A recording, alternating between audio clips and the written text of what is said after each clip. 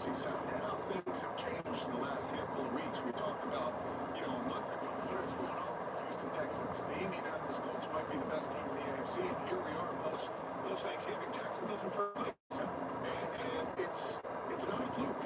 Their defense is playing well. They took care of business. They were the superior team today against Tennessee. You still have to go win those games. Yeah. And those are things that we've seen from Jacksonville in the past that they've not been able to do. I think there is a culture shift going on in Jacksonville. I was impressed with their win today. Yeah, and listen, if you're truly a playoff team, it's not just about winning the game. It's also playing efficient football. Yeah. Playing good, clean football. We talked about when Trevor Lawrence was better. So this offense, it had 16, 7, 29. You got two teams right there, and then of course Jacoby Myers, who they acquired, 6 receptions.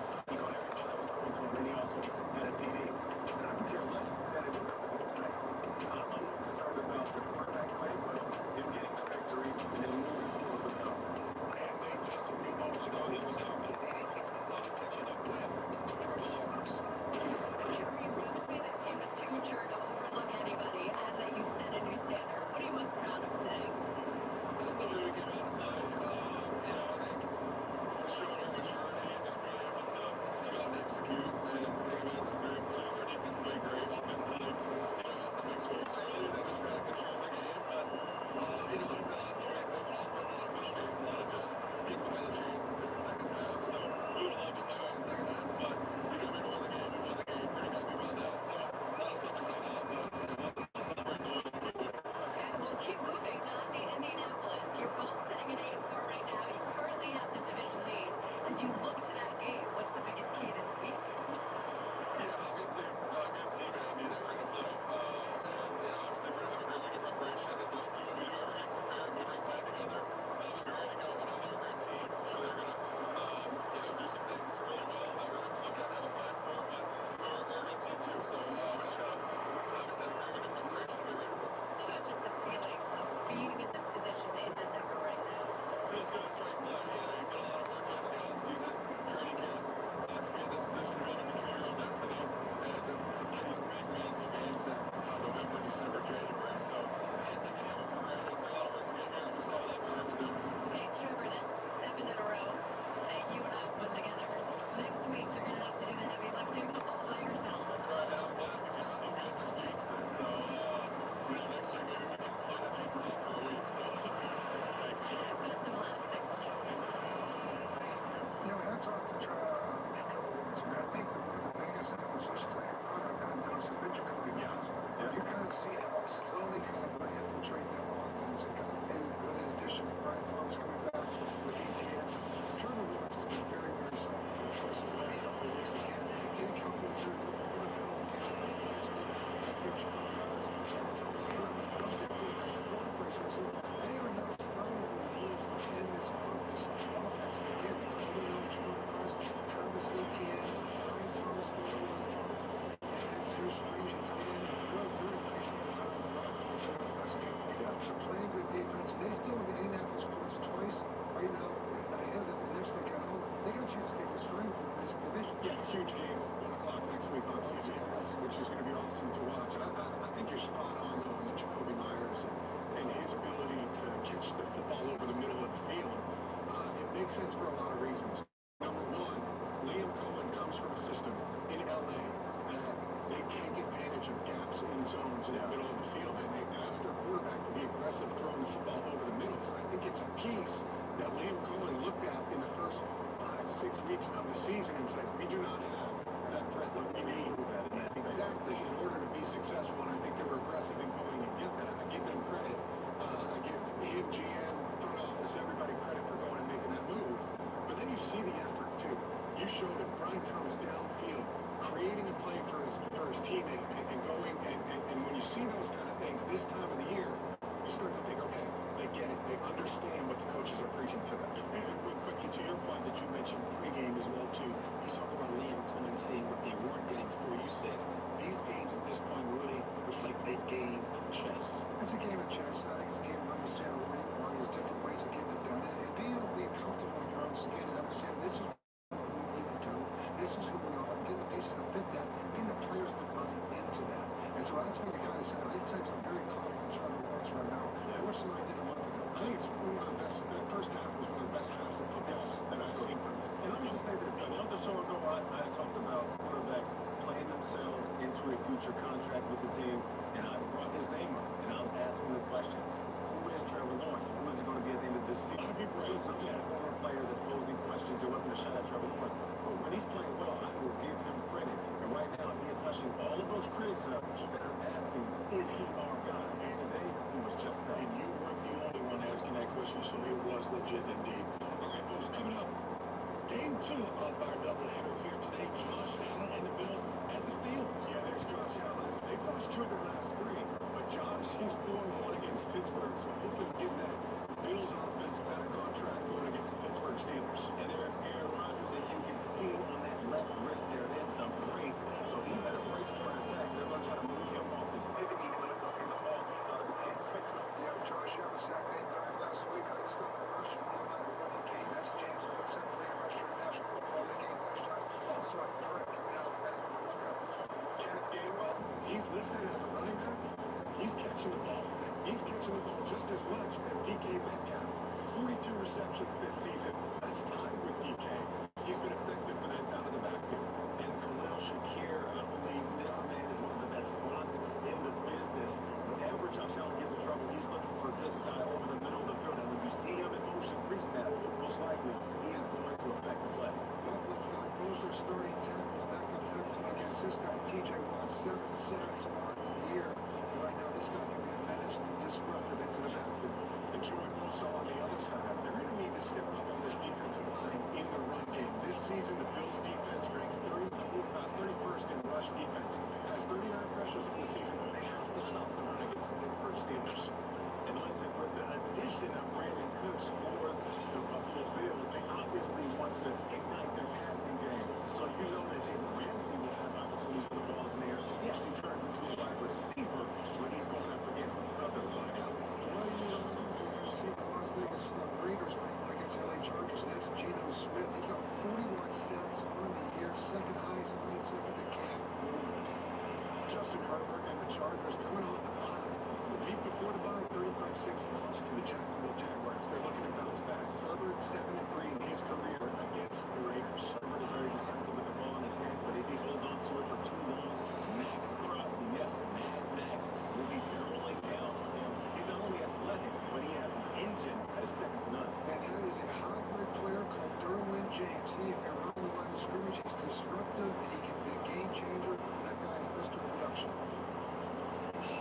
Listen, this is going to be, we're talking about this Bills-Steelers game. It's going to be a good one because that Buffalo Bills offense, it's a little bit chaotic at times, especially when they can't get that running game going. But those breakdown plays that can turn into back-breaking plays for the opposing D, it's almost like some teams want the Bills to get into that mode because that's when mistakes happen. Desperation game. We've been saying that all weekend. Don't be desperate in the game. We can't play desperate. You can find a way. You can't find a way. Where the table has been set, it is Buffalo and Pittsburgh.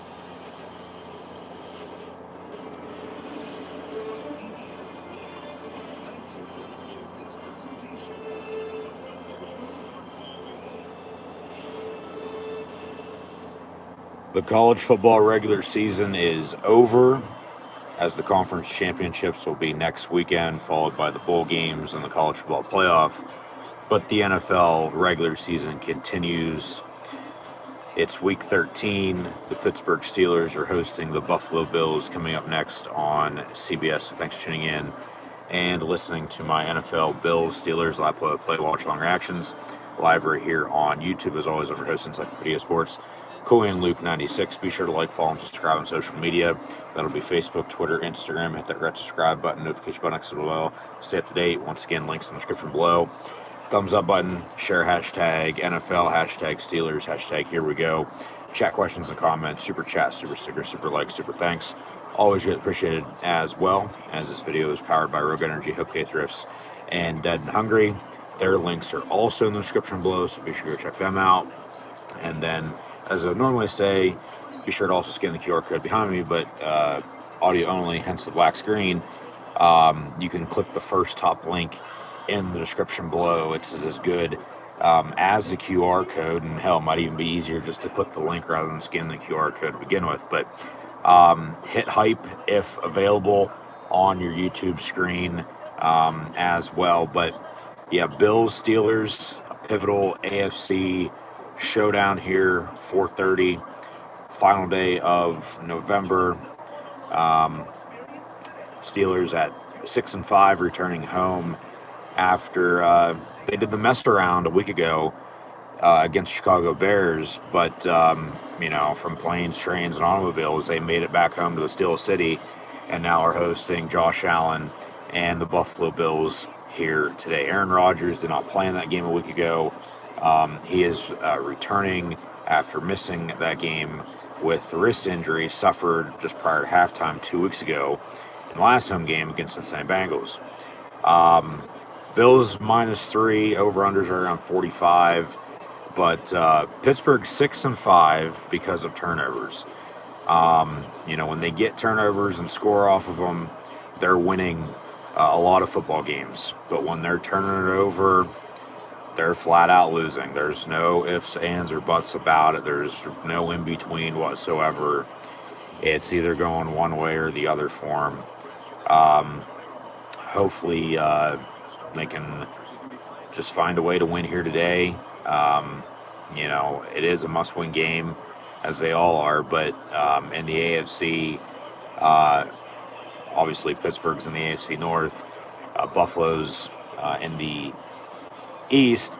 Shit, they both might not even win their own division, for God's sake. So the playoff picture is starting to take shape. Pittsburgh has a better chance to win the North than Buffalo does with the East with New England Patriots. But you need to win these type of games, so you have that tiebreaker if it comes down to it, so you won't need help down the stretch. But knowing the Pittsburgh Steelers, knowing how they play, this time of year, it's either they're hitting their stride and, they're a force to be reckoned with, which is what you want to be, or they're barely hanging on and, one way or another, if they even make the playoffs, it's obviously, we've talked about that, they haven't won a playoff game in damn near a decade. But it's windy, it's cold, but it's almost December, so let's unleash hell here today. And Pittsburgh's on to kick off, so Steeler defense going to be out there here first. Just find a way to win. But, the thing is, if they do lose today, obviously Buffalo would get to 8-4, Pittsburgh would fall to 6-6. You look at other teams in the wild card, race right now. They already lost to the Chargers. If they lose, obviously, to the Bills, you have the loss to the Buffalo Bills then as well. They're still top the AFC North, even though they're on the outside looking in after last week. But Baltimore already played this week, lost at home on Thursday night on Thanksgiving. Hopefully everyone had a happy Thanksgiving, successful Black Friday as well. But even if Pittsburgh does lose today, falling to 6-6, they still have to play the Ravens twice, once next week and then also in Week 18. So the division is still there for the taking. But 1st and 10 to begin the ball game. Buffalo runs James Cook, and he cooks the Steeler defense for a Bill first down. So they'll move the sticks as he got about 12, 15 yards near side as they're going left to right across your television screen, ready and out. Once again, thanks for tuning in and listening. But, you still got to take care of business. The rest will sort itself out. But, if you're not winning games like today, or just flat out not taking care of business at all, you're going to be on the outside looking in. 1st and 10 at the 42. So they officially gave him 17 yards on that run. That falls incomplete. It's 2nd and 10. But there's still a lot of football to be played, though. But, we're after Thanksgiving now. It's always, you want to be playing your best ball, from here on out. You just don't want to be scraping by. You want to be, winning and winning a lot. 2nd and 10, they'll run Cook again. He gets 2 yards up the middle. Some injuries for this game today. The Bills are without Deion Dawkins and Spencer Brown on the offensive line, and then also Dalton Kincaid at tight end. So big third down here early. Minute into the ball game, and see if the Steeler defense can get off the field. The Steelers are without Derek Harmon and Darius Slay on defense. Yes, Broderick Jones on IR on the offensive line. So we'll talk about the Steeler offense in a minute, but that pass complete, first down at the Steeler 42, so they'll move the 6 again. So the Steeler defense, they got to stop the run, force pressure on Josh Allen, make him run around and do stuff he doesn't want to do. But then if he beats you one way or another, if you're going to let him stand back there and pick your ass apart or, just miraculous, type of play, then, hey, what can you do? But yeah, Broderick Jones is out. Andrews Pete going to start at left tackle for the Steelers today.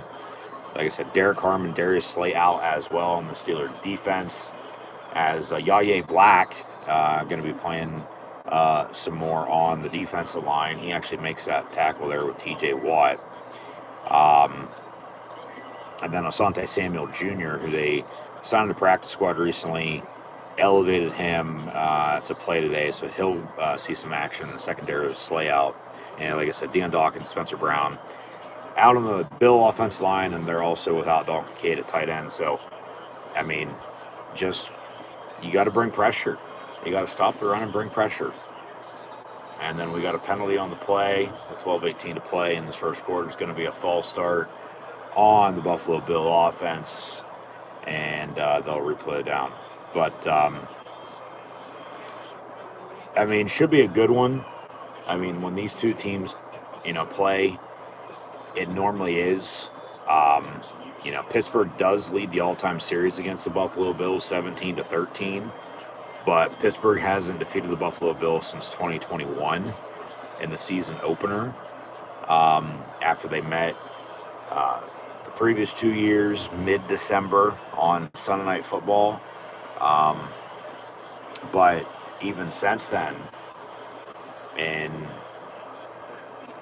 the middle of 22, Pittsburgh went up to Western New York and got blown out. They met in the preseason in Pittsburgh, not this past preseason and training camp, but before last season had started.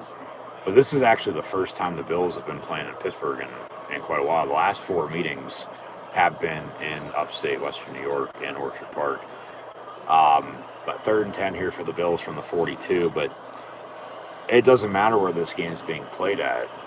The Bills have had, as Pittsburgh, they pick that off? Brandon Echols on the interception, and he's running it back. They say 1st and 10 Pittsburgh. Looked like, it was incomplete initially, but, hey, you get a turnover, you got to capitalize, you got to score off it. No, that's a pick. Okay. 10 for Gabe Davis.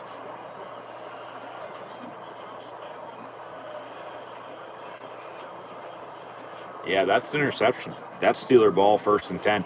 And he's probably been down by contact right there where he caught it. They won't give him, all that return yardage. So, Gabe Davis was, remember, in Buffalo and then went to Jacksonville. They got rid of him, and then he was trying to find a home. Pittsburgh, brought him in for some visits and, thought about signing him. They just never did, and then he ended up going back to the Bills anyway. The pass was intended for him on that play. And Brandon Echols on the interception. So Steeler ball, 1st and 10 when we come back from this break. After Steeler defense gave a couple first downs there, but on 3rd and 10, they intercept them. So you got to capitalize off the interception now. You got to capitalize off turnover, get points off of it, and, take an early lead. I'll kick the field goal, comes down to it. It's 3-0 lead. If you score a touchdown, even better. Because obviously you got to quit settling for 3 all the goddamn time. But, the Bills, as I was saying, they've had the Steelers' number as of late. They have. Because Pittsburgh's lost 4 of the last 5. And the Steelers haven't beat the Bills at home since 2013. So, Yeah, it's been a while. Um, because the Bills aren't the Bills from after Jim Kelly to the start of Josh Allen's career, and all that sucky football they played. Arguably being one of the worst teams in the league at that point in time. But they've obviously, turned the page, but then they still come up short. They've had damn good teams as they're led by Sean McDermott, who knows Mike Tomlin very well. I'm sure CBS will talk about their connection from their time at William & Mary in the past at some point today. But yeah, big turnover. And you got to capitalize off it now. You got to go drive and score. So it's early, a lot of football played, but Steeler offensively run the football. Rodgers is, back from being out for a week and a half because he missed the second half against the Bengals. Rudolph looked pretty good then. Pretty good last week. It was just turnovers that killed him. They had momentum and let it slip and blew it in the second half, with another halftime lead. And, yeah, the Bears ended up, winning that game. But Rodgers back, Rudolph to back up, and then obviously Will Howard as well. But couple fractures. It was just one. They came out this morning and said he has 3 fractures in his left wrist. So, we'll see what kind of play calls they run. He does have a brace on the left wrist as Spencer Anderson's in motion. Complete DK Metcalf near side for about 8 yards or so, second and short. But, with a wrist injury for a quarterback and being up under center and, hopefully there's no issues in that regard. We might, see more shotgun pistol action because of that. I'm not going to be shocked if they, run anything up under center, but we'll, see how it works out, see how it goes. He looked fine there throwing that pass. So, handoff out of the pistol, Jalen Warren, that should be enough for a first down. Now they're marking about a half yard short, so be 3rd and inches, convert, go from there. But, yeah, they got to capitalize off this interception. They got to go score. Because, you don't know if you're going to get another turnover the rest of the game or not. But, like I said, they're 6-5 because of turnovers. When they get turnovers and score off of them, they're winning. When they turn it over, they're losing. So, 3rd and half a yard, under 10 to play in this first quarter. Yeah, so they're going to be working. It looks like right now they're going to be at least starting off with a lot of pistol and shotgun action compared to him being up under center. So they get the first down. Powell's still pushing, so they'll move 6 as they're right around midfield. But, yeah, run Warren, let him bulldoze around. Kenny G in the run game, but then also the screen game. Get him going. Caleb Johnson, rookie out of Iowa, they'll get him some touches at some point. He gets a couple per game, just a matter of when. But then, DK at wide receiver, as he's actually in motion again. They'll toss at Warren. He's going to lose 3 yards, so it'd be 2nd and long. Obviously need somebody to step up behind DK at wide out. From Roman Wilson to Calvin Austin, Skoranek. Scotty Miller's out once again today, I might add. So get these tight ends involved. From Freiermuth, Darnell Washington to Jonnu Smith.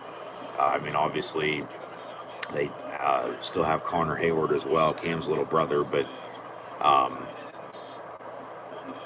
those are with the jumbo package they run with Spencer Anderson as the extra lineman,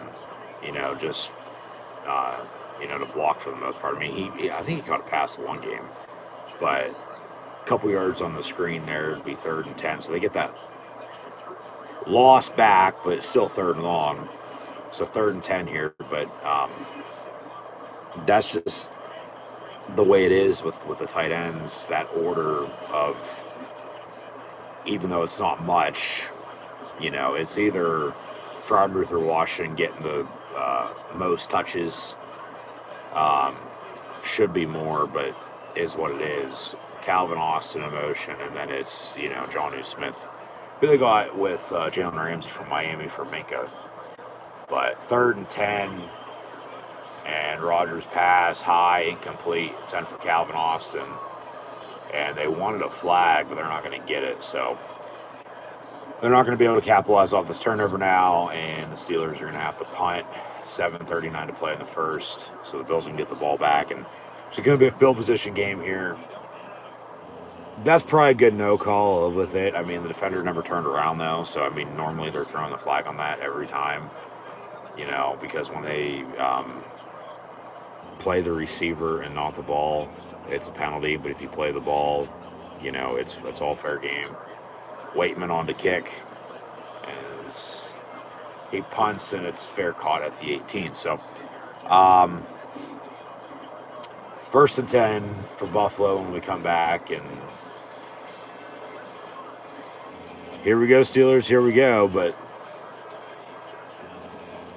just, it's going to be one of those games until something, goes your way. You're just going to have to keep making stops. So bending but don't breaking on defense. Been nice to get some points off that turnover, but oh well, what can you do? Go out and try to do it again. Go try to get another interception, get a fumble potentially. They got to stop James Cook. He scores a lot of touchdowns. He does. Josh Allen, dual threat quarterback, obviously has that Roethlisberger, type of build with as big as he is and as strong arm he has. He's a younger version of Roethlisberger. Obviously Ben won, 2 Super Bowls, one in the second year, and then won a couple years later and should have had a third, but Rodgers and the Packers beat him. Anyways, yeah, just we'll see how the defense, fares. They've had trouble stopping their run at times this year. They've also had trouble covering, the middle of the field, whether it be a slant, whether it be a post. Just, they got to make a play. They fared better at home this year as well, I might add. At 6-5, you're one game above 500 right now. Like I was saying, if you lose, you're 6-6. Well, so is Baltimore. The division's still there for the taking for both teams because they still got to play each other twice. So whoever, wins those games probably will win the AFC North. Loser, potential wild card, but maybe on the outside looking in once again, just with the way everything's stacked up right now, with as deep as the playoff picture is, with a little over a month left in the regular season before the playoffs begin. But that's why they play games, folks. It's not on paper, it's on the field. But yeah, if they can find a way to win, get 7-5, win again at home, because they haven't won on the road since week 3. But their last couple home games, they've won. It's been about a month since they last lost at home. It was a Sunday night game against the Packers. So, 1st and 10, Buffalo, hand off James Cook, and he gets about 8, maybe 9 yards up the middle. So 2nd and short coming up. But, yeah, see if Pittsburgh can go on a Buffalo hunt and just, there's a will, there's a way. Just find a way to win. That's what matters. It's probably going to be a typical Steelers game, down to the finish. Good knee stop in order to win. But only time's going to tell. We'll see.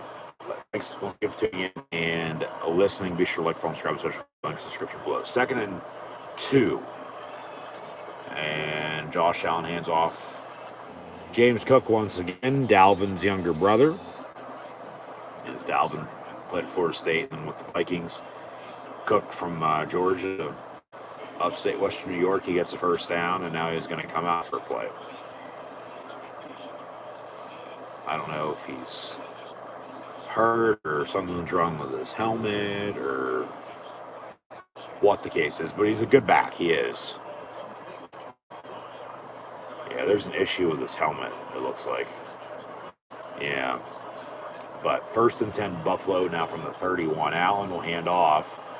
And explosive run for a big first down towards midfield. So here's this Pittsburgh Steelers defense not being able to stop the run game. What's new?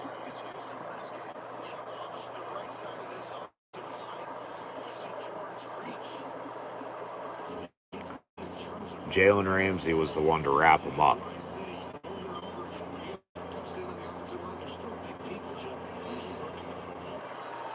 From the 46, 1st and 10. Another run on a cutback, another first down run to the 41 of the Steelers. So this is where the Bills got on their opening drive before they ended up turning it over. And then Pittsburgh going to capitalize off of it. But hey, it doesn't matter where the Bills are starting at. They're driving the ball and getting into Steeler territory here again. And they're going to hope to score some points, you'd think, but see if the Steeler defense can make a stop. Just run all day long, and defense can get worn out. From the 42 officially, another run, and then there's a tackle for loss. Herbig with Harrison and Keanu Benton.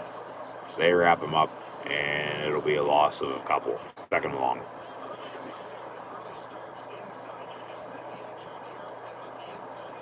They just got off the block and able to wrap them up in the backfield for a change rather than giving up first down runs left and right.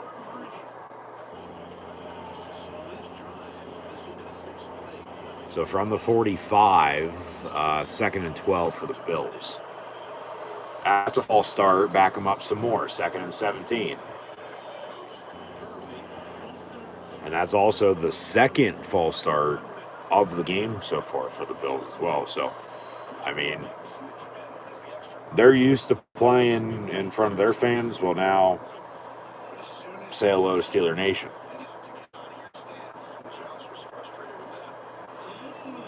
Second and 17 officially. As the Bills are back at midfield now, coming off of a Thursday night loss a week and a half ago at the Houston Texans. So they had the mini bye with the holiday and on the road here again today. But a couple yards there on the screen, 3rd down coming up. But guess what? Another penalty flag on the play. See what dirty laundry is from the Zebras.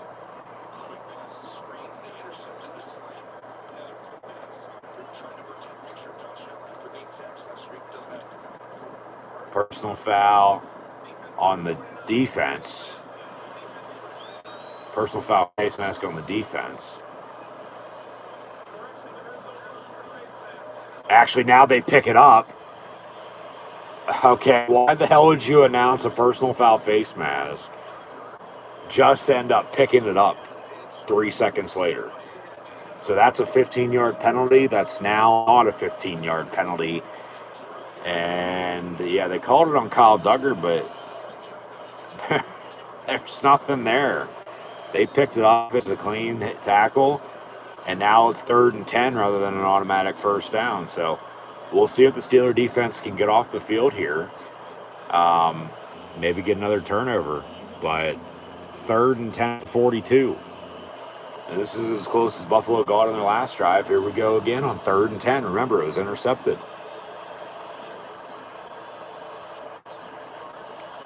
And Allen looking to throw, gets pressured, and Herbig gets to him, makes Allen make a bad throw on a dump off, and then it falls incomplete.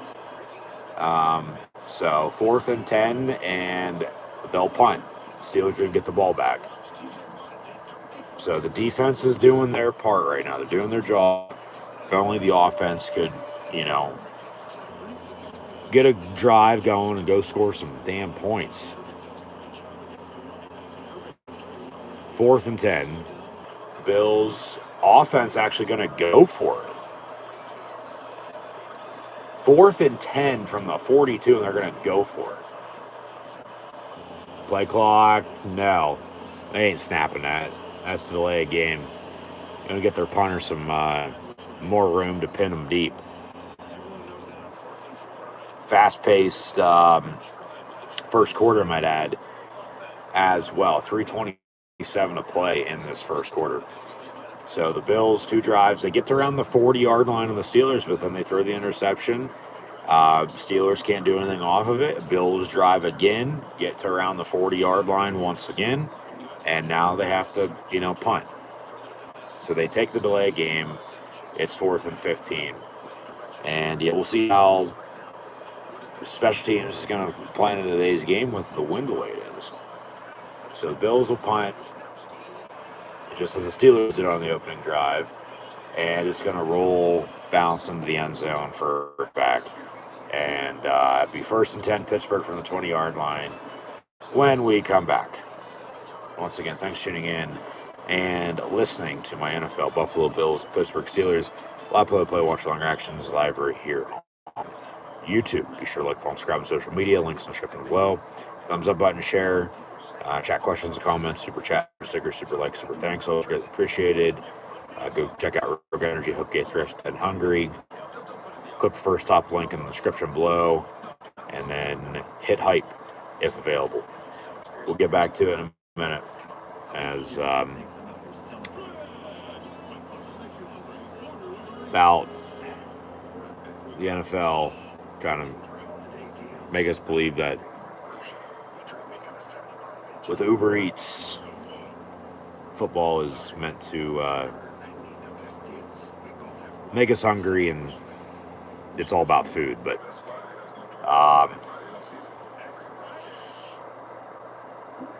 James Cook was, cooking along with the backup back, Steeler defense in the run game. I don't know why Buffalo's abandoned that. I mean, they're not abandoning it, but they're getting away from it. They're, going to be one-dimensional in a good way, though, if they can keep running it. But then that's just when the Steeler defense knows Josh Allen's going to be thrown, they're going to eat themselves and get after him as they just did. But Steelers should be hungry for some points, I'll say that much. It would have been nice to get some off the turnover, but they couldn't. But then, like I said, the defense just did their part again and got another stop. So see if the Steeler offense here can drive and get some points on the board. Like I said, I'll take a field goal.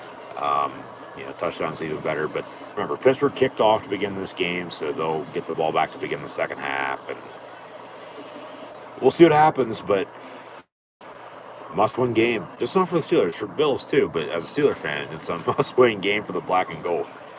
And then they'll both be 7-5. And then you'll have a head-to-head against them if it comes down to it in a tiebreaker situation a little bit later on in the year. If you're both in the wild card position, fighting for a seed, rather than, maybe taking care of business and winning the division, for God's sakes. But,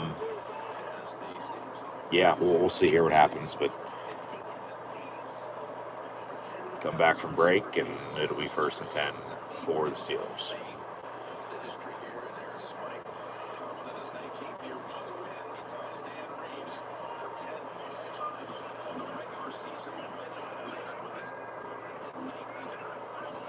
So out of the pistol.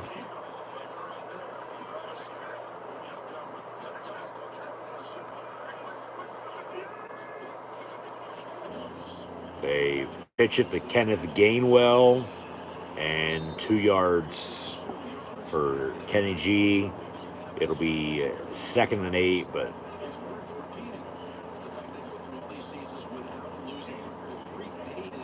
so they're talking about Mike Tomlin and the Steelers having the most consecutive seasons without a losing record in NFL history. 21 right now, top of the Cowboys from the mid-60s and mid-80s. They get 22 this year. They break that. But 2nd and 8.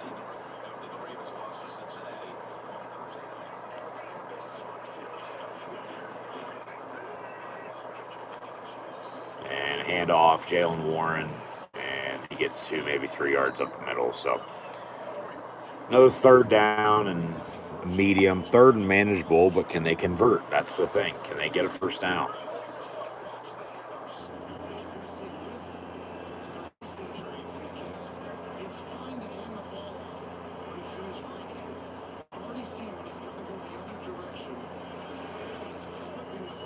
Third and 4.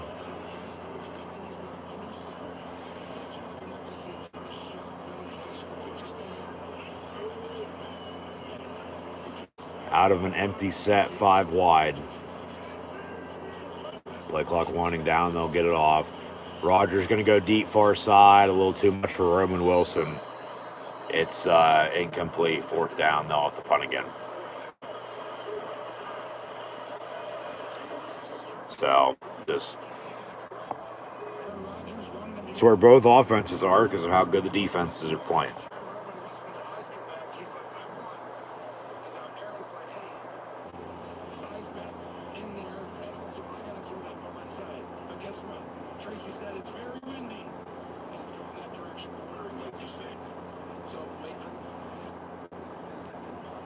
Corliss Waitman punts once again, another fair catch of the 23. There's a penalty on the play. Let's see what that is. Might be a hold.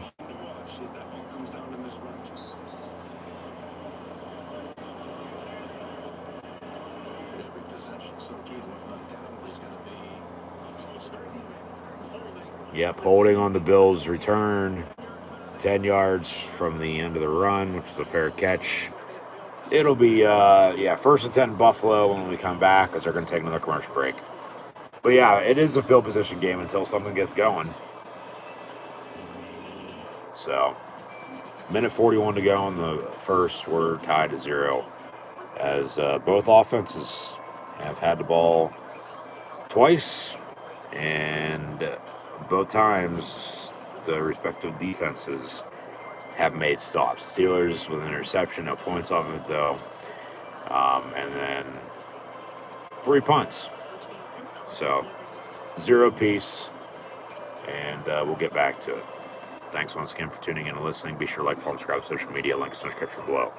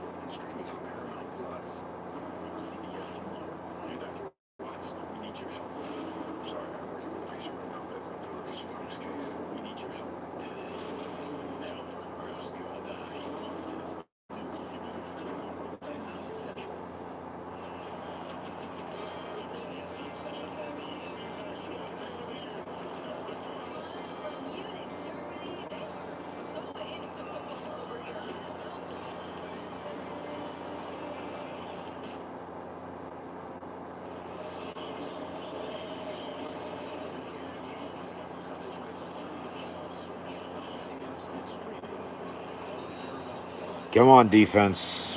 What do you got? Let's get a stop. From the 13, 1st and 10. They'll fake the toss, pump fake, dump off on a screen to James Cook, and about 5 yards before he gets pushed out of bounds near side. So, 2nd down, but just, yeah. I was just saying, it's just going to be one of those games until, something happens. But credit to the defenses, they're making stops. It just very well could be one of your low-scoring defense showdowns. Everybody wants to talk about offense, but defense still wins championships. And then you also got to rely on special teams and take your points and, play field position. Toss it and cook for about 2. So they gave him 4 on that first play, make it 2nd and 6. Give him 2 there, it's 3rd and 4. And this very well could be the final play now of the first quarter.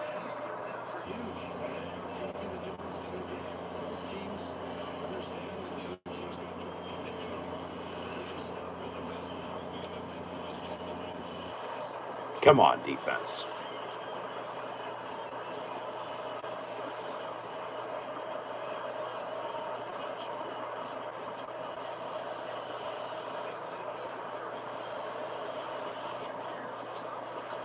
Josh Allen on a slant. It's caught and dropped incomplete. 4th down, they will punt. Brandon Eccles, who had the interception, on the coverage.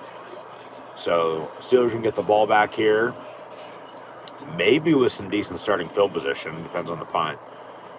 But, the Bills for the first time today didn't get out past midfield on that drive. So, 4th and 4. They'll punt. Don't jump off sides here. No running, roughing the punter. Don't give them a reason for a first down. They'll punt it away. So Pittsburgh back deep to receive. Calvin Austin to the 30 on the return. 35, runs out of bounds to the 40. So, all right, 10 yards there. And we'll have 6 seconds left now in this first quarter. So Pittsburgh's going to have to run this 1st and 10 to end the first quarter before we get in the second. But 1st and 10, I don't know, maybe take a shot. Maybe get a couple yards. And then maybe take a shot to begin the second quarter. I mean, maybe third drive is the charm,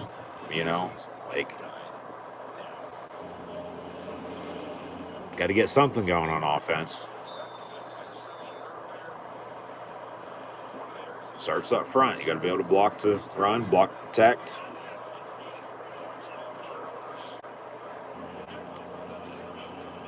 First and 10, Steelers. 41-yard line. They'll fake the run. Rodgers pump fakes. Comes back near side. It's incomplete with 1 second left to go in the first quarter. So we'll have another play with 1 second here, 2nd and 10 coming up before we end the first 15.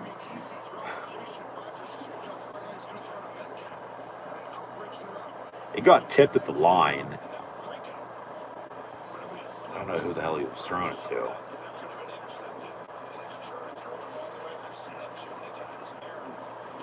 But 2nd and 10 after the incompletion. This now will officially be the final play of the first quarter. Play clock at 3, 2, 1. They'll get it off. They'll run Jalen Warren near side on a counter. He'll cut back in, get out past midfield. And that's a Pittsburgh Steeler first down. So they're now into Bill territory. They'll flip ends. They won't have to go far, the 48-yard line. So you just got to get the other 48, 4 yards away. But yeah, when we come back, it'll be Steeler ball, 1st and 10. Gonna try to capitalize off that explosive first down run to end the quarter and hope to keep it going into the second. Obviously, 3rd and 4th quarter, they'll get the ball back to begin the second half. But why not take a shot? Go deep here to begin the second, because then, unless they turn it over, knock on wood, hopefully they don't, you'll still have 2nd and 10. You'll probably run it, get a 3rd manageable, convert. Like I said, they need to go on one of these drives. They got to keep this defense off balance. Just don't turn the ball over. Obviously you got to turn over on defense. Brandon Eccles on the interception on 3rd and 10 off of Josh Allen, but couldn't convert. That could be points on the board right now, but it's not. But it's 0-0. Bills aren't doing much either. So, 15 minutes in. It's 0-0 with the Bills and Steelers. And first and 10 Pittsburgh to begin the second quarter of action. When we come back, update some stats here for you. Josh Allen and Aaron Rodgers, along with James Cook and Jalen Warren, as the punters have punted a total of 3 times. Josh Allen with the interception as well. He's 3 of 7, 24 yards in the pick. James Cook, 7 carries, 42 yards. Ray Davis, 3 of 25. Brandon Cooks, who Buffalo just signed after he was released from his 33rd NFL team. He has a catch for 13 yards in this first quarter. Ty Johnson, 1 of 7. James Cook with a catch for 4 yards. And then Rodgers, 2 of 5, 10 yards passing in the first quarter. Jalen Warren, 5 of 18. Kenny G with a carry for 2 yards. Warren has a catch for 2 yards, but Metcalf, 1 of 8 receiving. Patrick Queen and Peyton Wilson with 4 total tackles. They have 1 tackle for loss. It's Nick Herbig. And then Brandon Echols has the interception on the Steeler defense as well. So, 0-0, but Steelers ball here, first and 10 to begin the second quarter. So, yeah, 5 combined possessions, 4 punts, 4 penalties, and a turnover.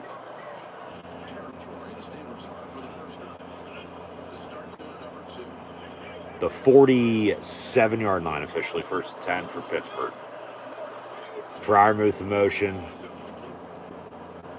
And Rodgers over the middle, incomplete, 10 for DK Metcalf. So, second and 10.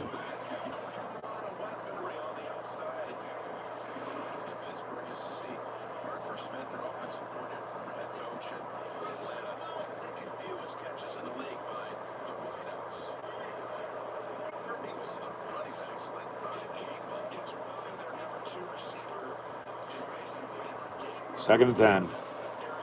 See if they can get, some positive yards on here to make the third down a little easier. Warren for a yard, of course. 3rd and 9.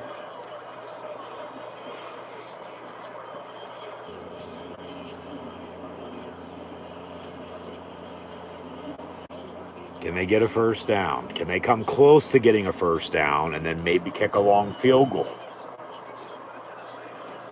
3rd and 9.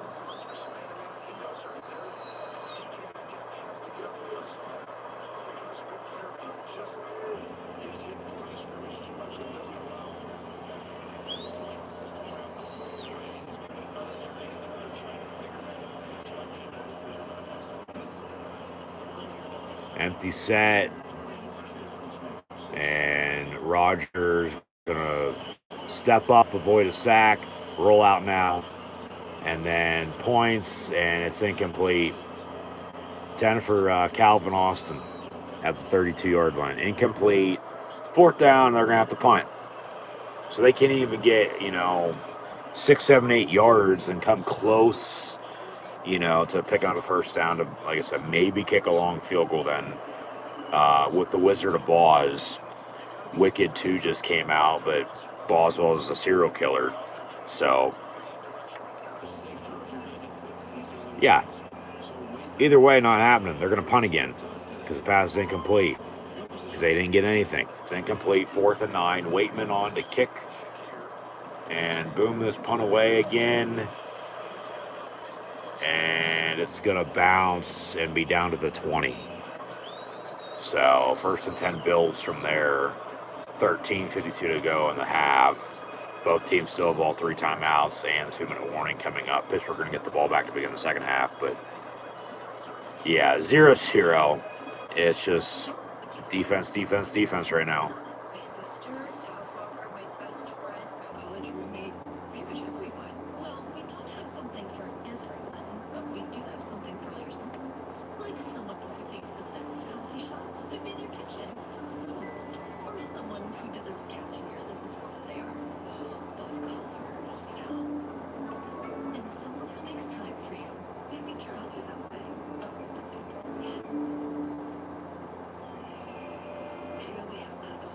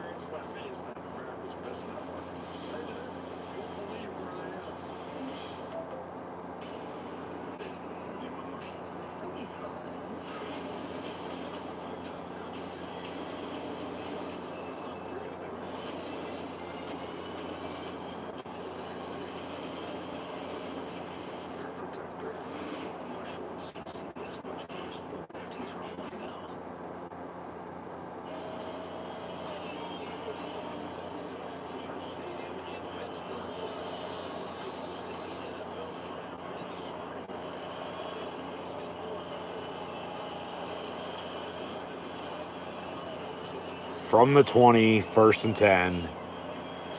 And James Cook for a yard before the Steeler defense wraps them up. 2nd and 9.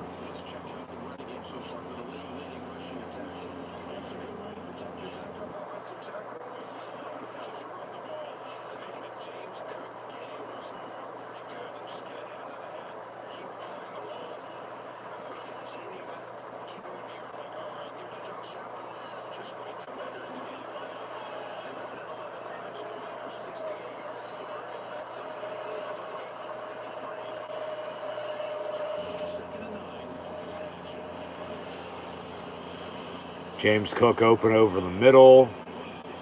It was 2nd and 9, and he gets 14. So they'll move the sticks, and 1st and 10 Buffalo. Just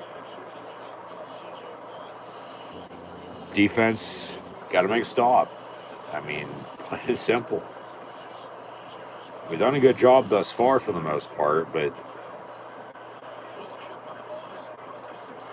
can't allow them to go on a drive.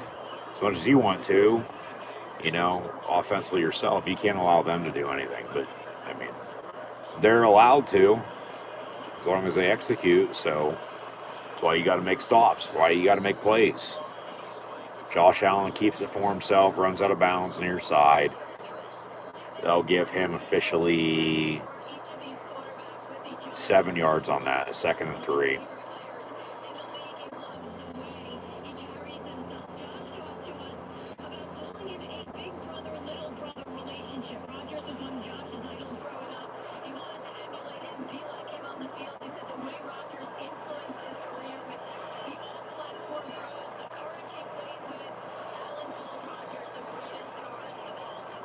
So 2nd and 3, they'll run it up the middle for a good yard and a half, if not 2. Be 3rd down.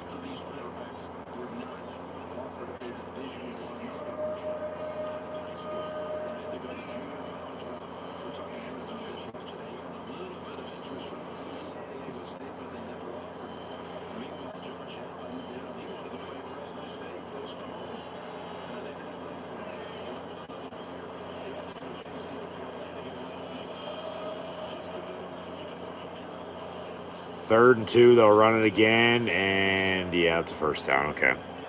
It looked like at first he didn't get it, but then he moved a little bit, and they pushed it. 1st down, Buffalo.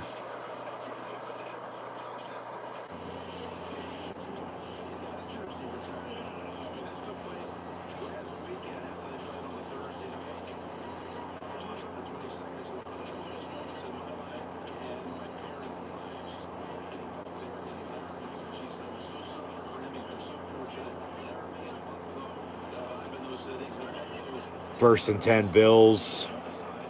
James Cook fumbles it again.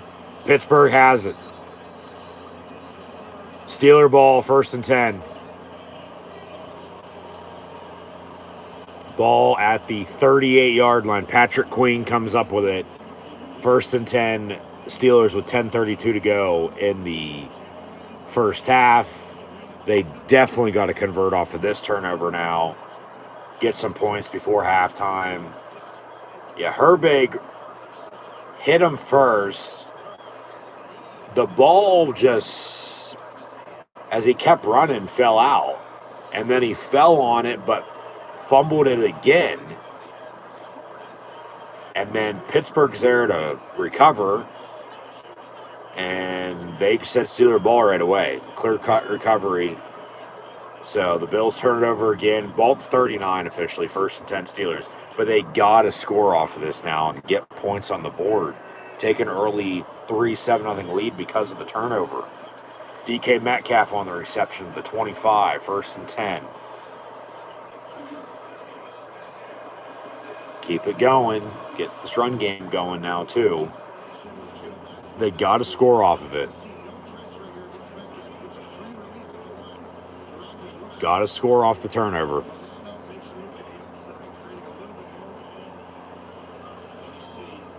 In a game like this, a lead is a lead. Especially now under 10 to play in the first half. ball, 25-yard line. As they get the 1st and 10 out of the pistol, they'll fake the run to Gainwell. Rodgers looking to throw. And then over the middle, incomplete. Intended for Darnell Washington, incomplete. But to get some points before halftime, I mean, they still might do something before halftime themselves, as you still could too, depending on time. I mean, we saw how the end of the first quarter went. I mean, that was going to be one more final play, and it ended up being like 3 or 4 just because of what happened on those plays, and the clock stopped. But then the Steelers are going to get the ball back to begin the third quarter, so they get a 2-for-1 here, and that's what I said. In a game like this, a lead is a lead because of just how good these defenses are playing. Freiermuth in motion. We are Penn State, and the Lions got the 6-6 yesterday with the win at Rutgers, and they're bowl eligible now. Kenneth Gainwell on the screen near side, tiptoes it down the near sideline, and gets a 1st and goal, they say officially. Did he catch it? Yes, that's a catch at the 30. And then to the 20, 15 with a stiff arm. And I don't think he ever stepped out. They say he's down inside the 10 here. 1st and goal, Pittsburgh. Got to score. You got 4 plays here. Punch it in. From the 8.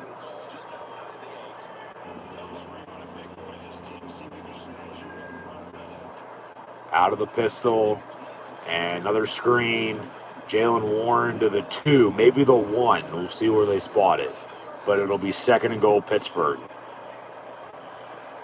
They're getting closer and closer to scoring off the not first turnover on the interception, but the 2nd turnover and the fumble. Just imagine they would have did score off the interception. And they score again here. You have a 2-score lead, potentially. Unless you kick 2 field goals and you're only up 6, but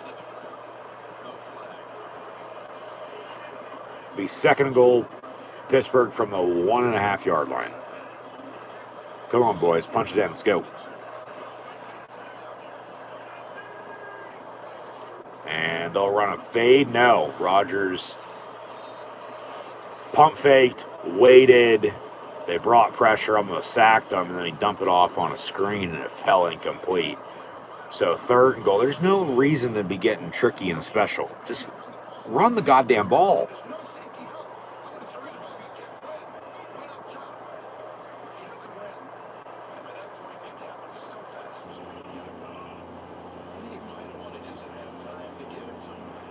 So 3rd and goal from the 2.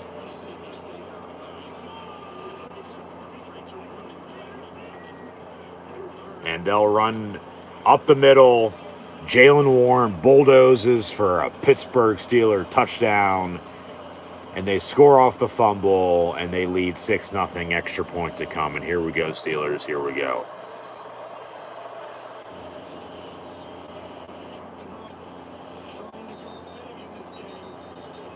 Keep getting after them on defense. Like I said, when they're getting turnovers and scoring off of them, they're winning. When they're turning it over themselves, they're losing. Flag on the play. I think it's going to be after the play. Yeah, after the play. Unsportsmanlike conduct on the Steelers, on DK Metcalf. So it'll be enforced on this extra point.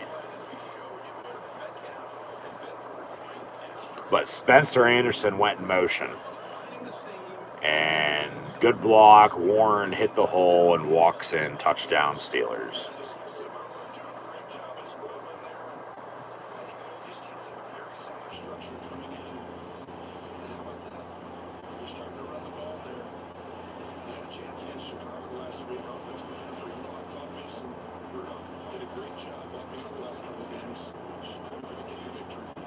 Now the Bills are trying to figure out if they want to take it on the extra point or the kickoff.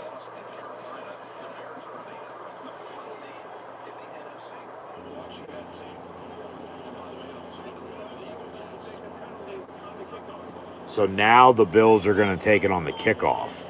So the extra point will still be 33 yards rather than 48.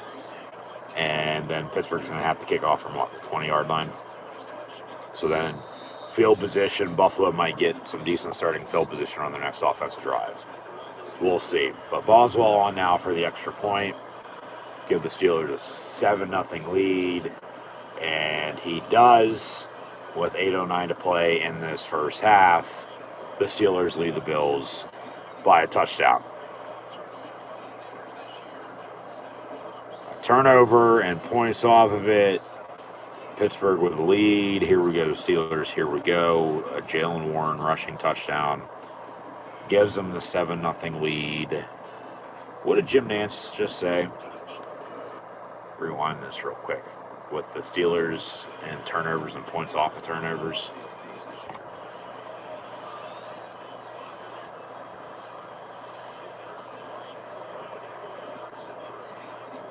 $91 points off of turnovers. That's number one in the league. Which we've talked about turnovers once again. When they are getting them and scoring off of them, they're winning. When they're not, and when they're turning it over themselves, are losing. That's just how it's been. That's who they are. With everything else that's going on, that's what it's come down to. That's been the difference. Because they've had chances, to take a hold of the division. They've had, opportunities to, maybe have 7, 8, 9 wins right now, like a couple other teams. But they don't. They're 6-5, but they're still there, So, but no, they get the turnover on defense. They drive and score off the short field, and Warren punches it in. Touchdown Steelers. So 7-0. Make sure we're back to live TV here. We are, and Rodgers 5 of 12, 48 yards. Warren 7 carries, 20 yards, and that rushing touchdown. Bill's going to get it back here. 8:09 to play in the half. Both teams still have all 3 timeouts, 2-minute warning, but the Steelers are getting the ball back to begin the second half. So, 7-0 for the black and gold.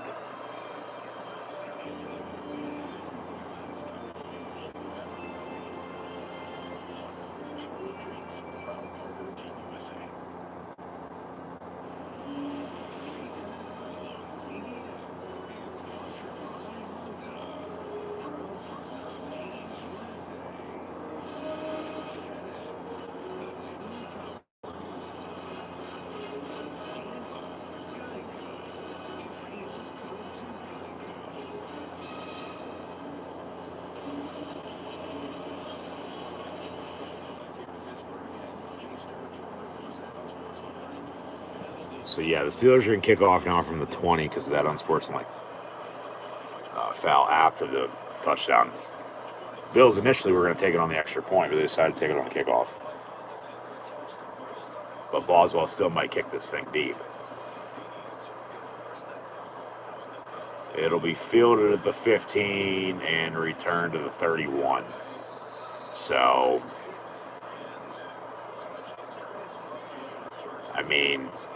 it's like, all right, maybe a couple yard penalty, but that unsportsmanlike foul doesn't hurt them unless the Bills drive and score now, So, defense need to stop. Let's go. Get another turnover off of them and get more points off of it. From the 31, 1st and 10 Bills.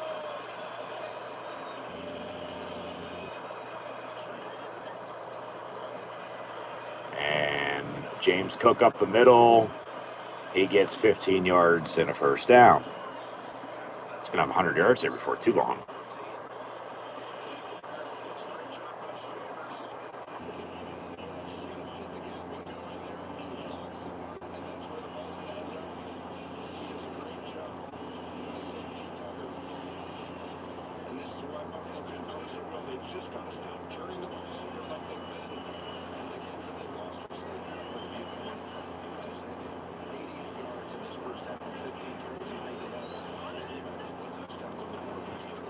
They'll run Cook again, and he'll get 3. 2nd and 7 with 7:20 and counting to play in the half. Steelers lead by 7. But Just got to get stops, get another turnover.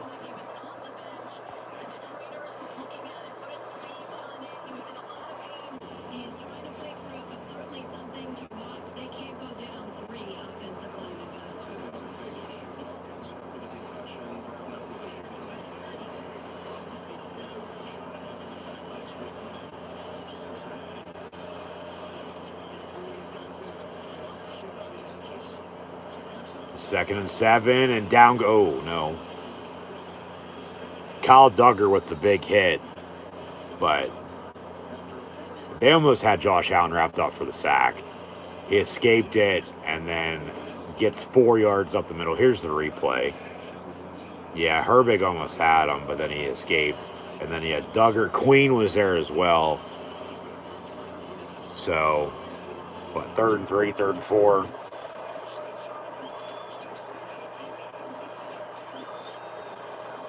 Third and 3. Come on, D.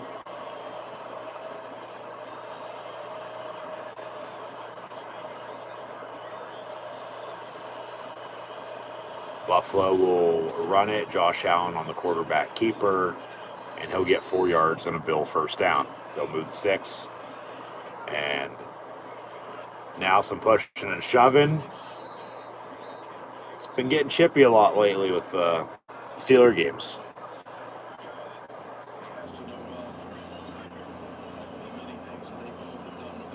Cam Hayward's pissed.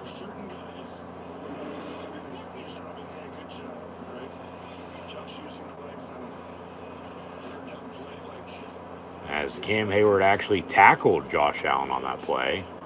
And then Cam Hayward got in the MVP's face.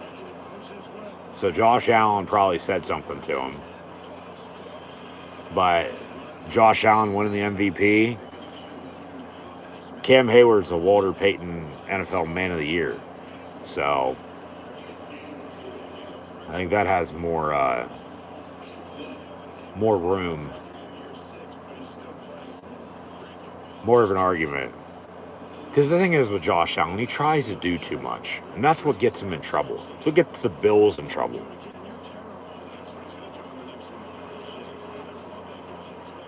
And then he wants to be physical, but then as soon as he gets hit, he's looking for a flag every play. They come back on a screen, and it's almost picked off by Kyle Duggar. Incomplete, 3rd and 8. Duggar's been playing extremely well after they traded for him with the New England Patriots. Actually played against the Steelers earlier this year, and then they traded for him at the NFL trade deadline. Get to him. Stop this run, but get to Josh Allen. Come on, defense.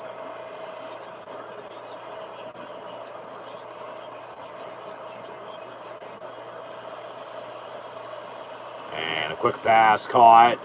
And maybe enough for a first down within the market. Yeah, they say first down. Okay.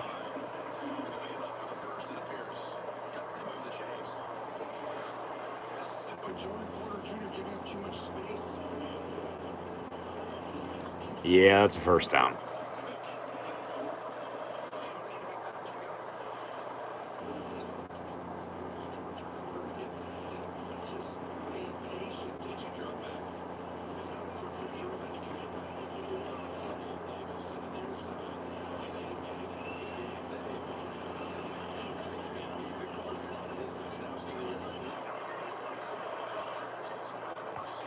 From the 34, 1st and 10, James Cook again.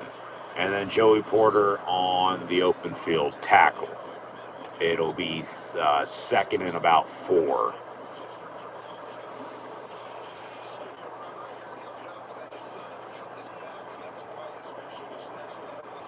Yeah, maybe a little bit of a hold up in the middle.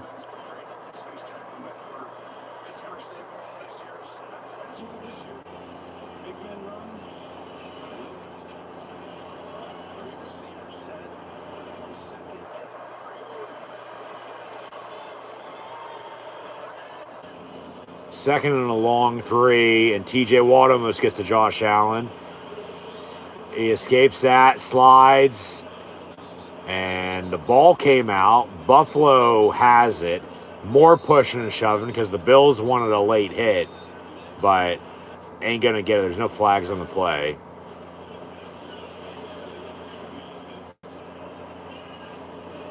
It's third down as well.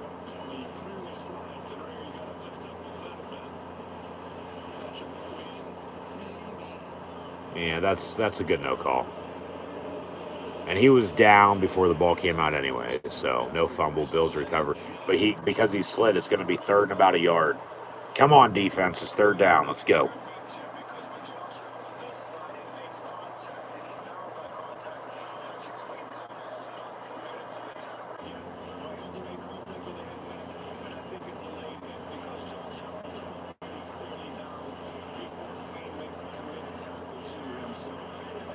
Third and 2.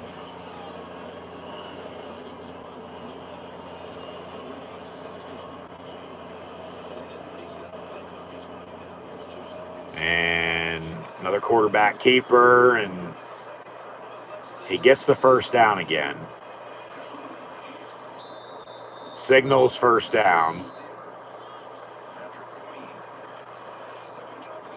More trash talk.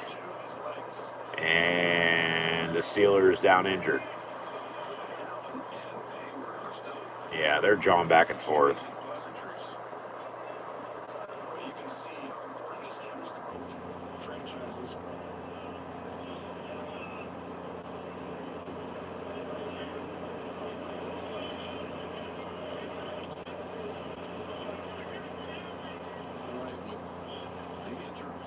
Fucking Josh Allen. Get the hell out of here, man. Thanks as shit don't stink.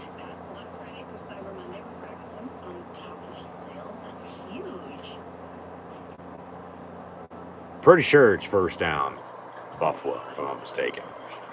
But because of the injury timeout, I couldn't tell if they gave him the first down or if he was still short or not. But 7-0 Steelers in the meantime.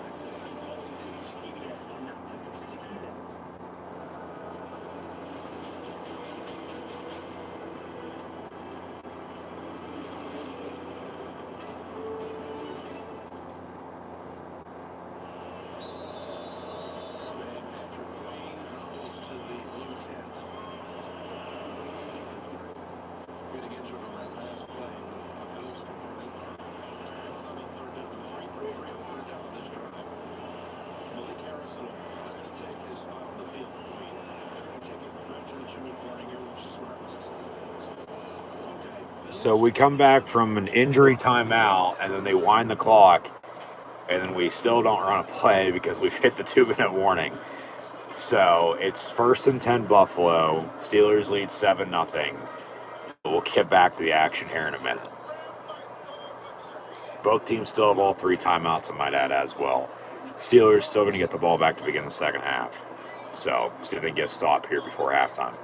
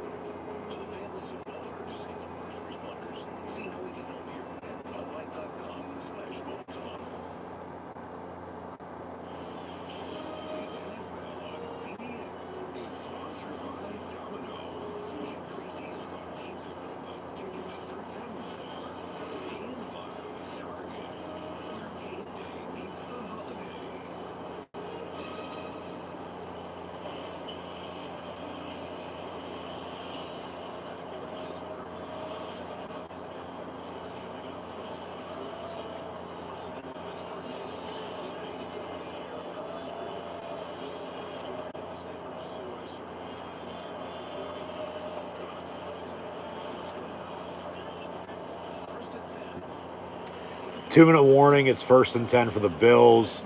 They'll run James Cook. They'll blow it dead after a 5-yard run. So 2nd and 5 coming up. Clock still ticking. And they call timeout now.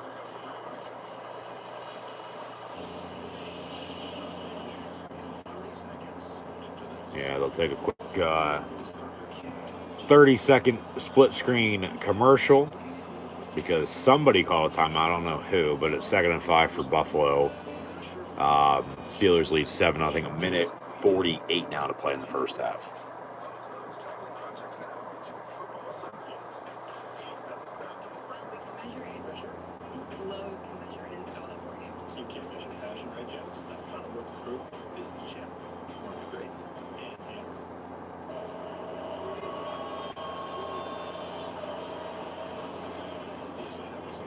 It was a Steeler timeout. They'll reset the play clock, or the game clock, excuse me, at a minute 51. Now the play clock winds as well. 2nd and 5. So Steelers are going to try to, stop the clock here and hopefully get the ball back before halftime if they can stop the Bills from doing anything. But there's a first down run. And, well, he gets out of bounds, though, I might add, too. So the clock will stop because of that. So technically a first down. They'll wind the clock here again in a minute, but 1st and 10, Buffalo. Steelers got to stop this run game. Got to get after Josh Allen. It's just a lot of trash talk. Surprised refs haven't thrown a flag for it yet. But it's been on both sides, so as long as they keep it down the middle, they don't have a problem with it. Another timeout, well, actually a review. Okay.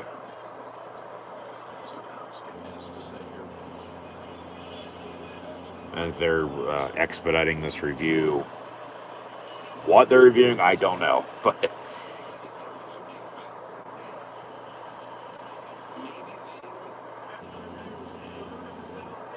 is down inbounds, so they'll wind the clock.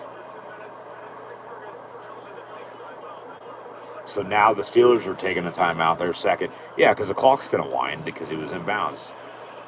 Well, it looked like he got out of bounds, but so they reviewed, was he inbounds, out of bounds? And they said down in right there, I guess.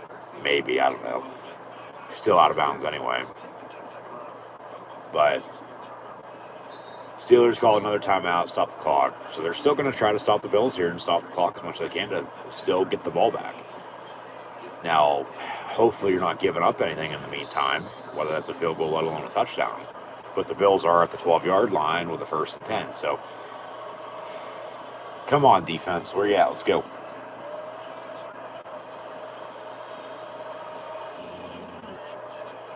And then the Bills will run James Cook once again. He gets to the 10-yard line for 2. Minute 40 and counting. Nobody with a timeout there. 2nd and 8.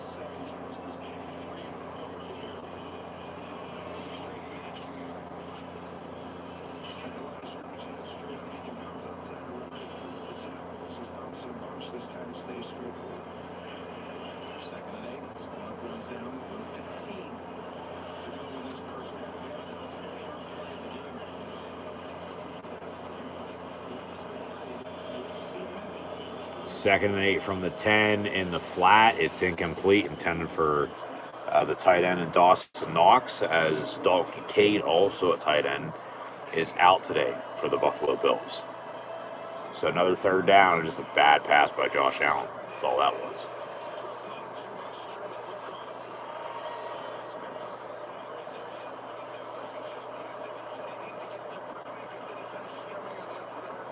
Third and 8. Come on, D.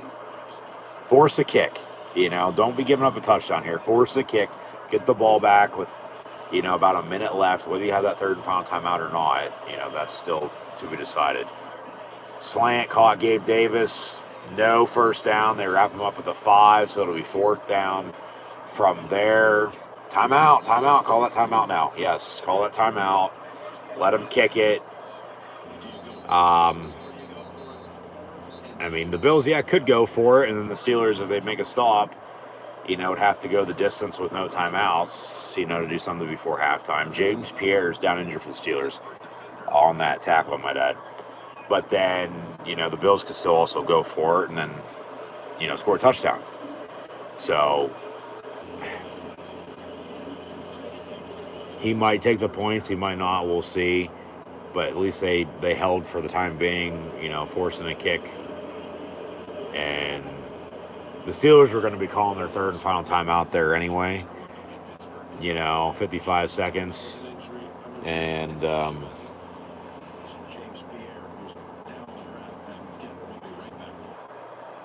right, they'll take a break because of the injury. But Buffalo's got a decision to make. Do they go for it? Do they kick it? Like I said, if they go for it, score, then all right, whatever. They go for it, don't get it. Pittsburgh has to go aways, no timeouts with 55 seconds to play in the half, but they'll get the ball back at the beginning of the second half. Or if the Bills kick it, you're up 7-3, and then, you still get the ball back, with a chance to still do something before halftime, but with little no time and no timeouts. And then, you'll still get the ball back at the beginning of the second half. It's all going to depend on if you do anything on those first couple plays and then go from there. So we'll see. But injury timeout. Get back to it here. 4th and 4. We'll see what the Bills do.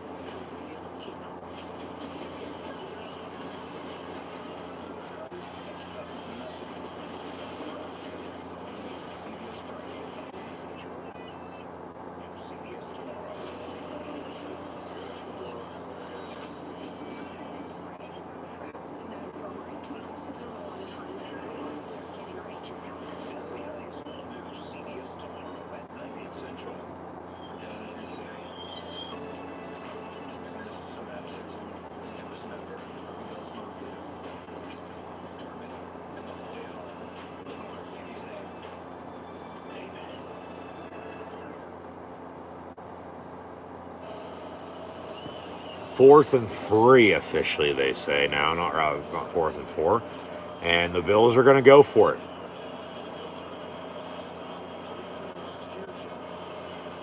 Josh Allen now up under center and try to draw him off sides. They still got 12 seconds on the play clock.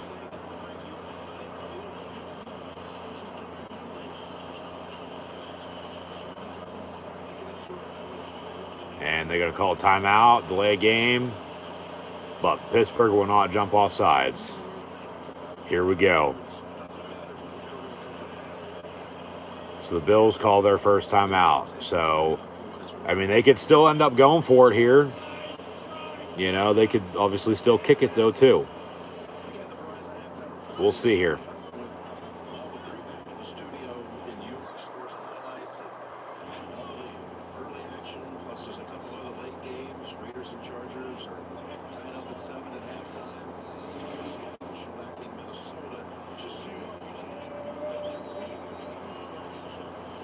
Fourth and 3, the Bills, after the timeout, still gonna go for it.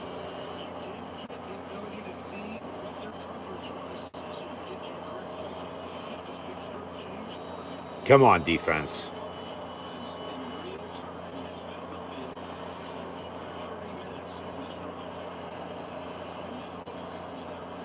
Empty set 5 wide on 4th and 3. That's a false start. Back them up. 4th and 8. Now they'll probably definitely kick it. Yep.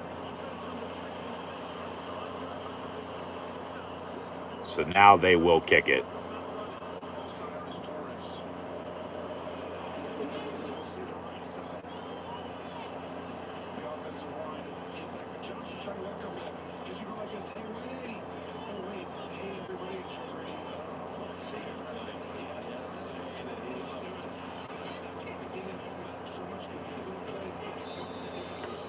So Bills on for an official 27-yard field goal for the left hash into the hills. Kick is good. So 7-3 Steelers, 51 seconds to go in the half.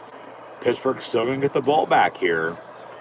Obviously no timeouts, but 51 seconds to go, potentially get some points before halftime.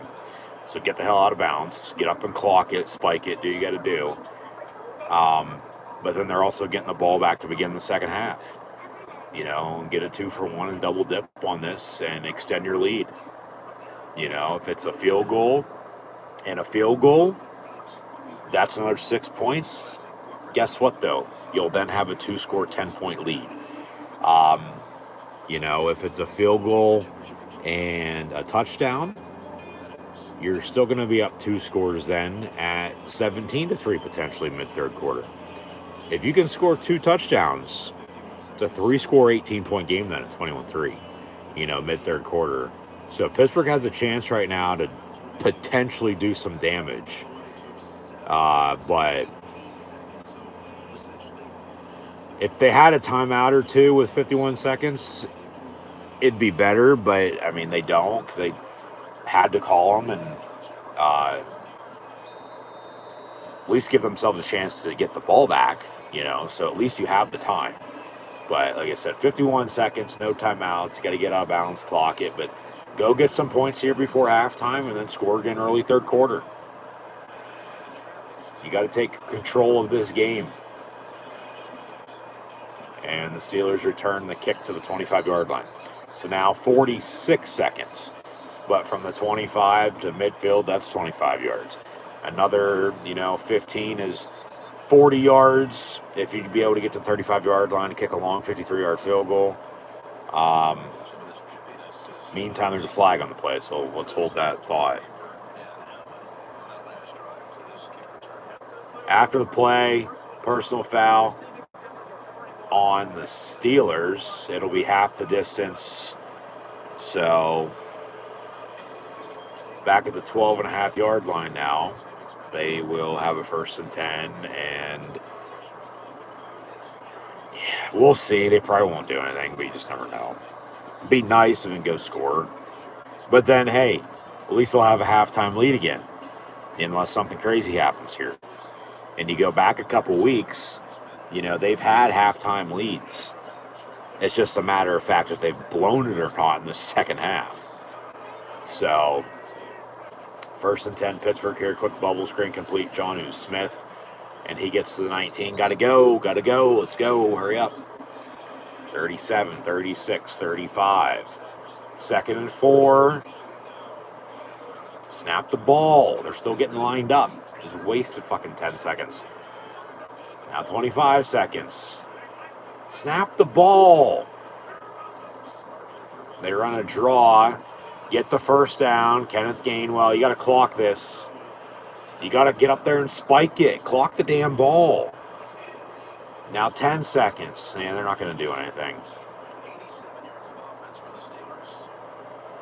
So, Steelers are going to lead the Bills 7-3 at halftime. So, Pittsburgh will receive the second half kick. They can't get points there before halftime, but oh well. Remember, their 7 points are off of a turnover. So, just another halftime lead, just as they had against the Packers, the Colts, and also the Bengals and the Bears. But then guess what? They're 2-2 in those games. They lost to the Packers and lost to the Bears, but they were able to beat the Colts and the Bengals. But guess what? Both those wins, when leading at halftime, have been at home. So,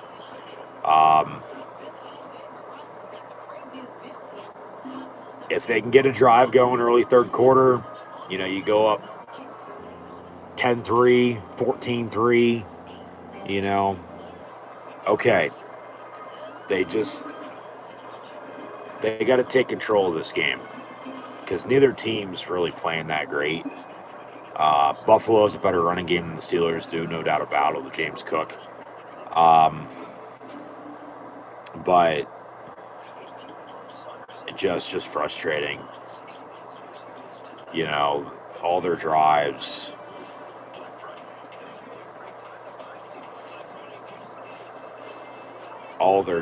Have just resulted in nothing other than punts.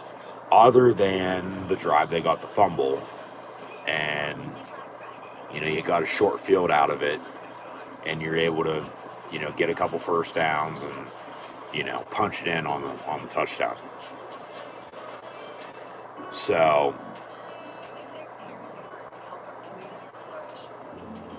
at least they're getting the ball back to begin the second half. Because just think if they weren't, the Bills have momentum with a field goal before halftime. They go score. They take a lead. At least you still have a lead, okay? You just can't blow it. You just can't blow this. Buffalo's shooting themselves in the foot with penalties and turnovers. And Pittsburgh has 7 points because of it. And a 7-3 lead at halftime. So, just got to keep it up. One play at a time, obviously. If Pittsburgh can go get something, early third quarter here, just extend the lead, I think they'll be all right. Now, if not, we'll see what happens, obviously, but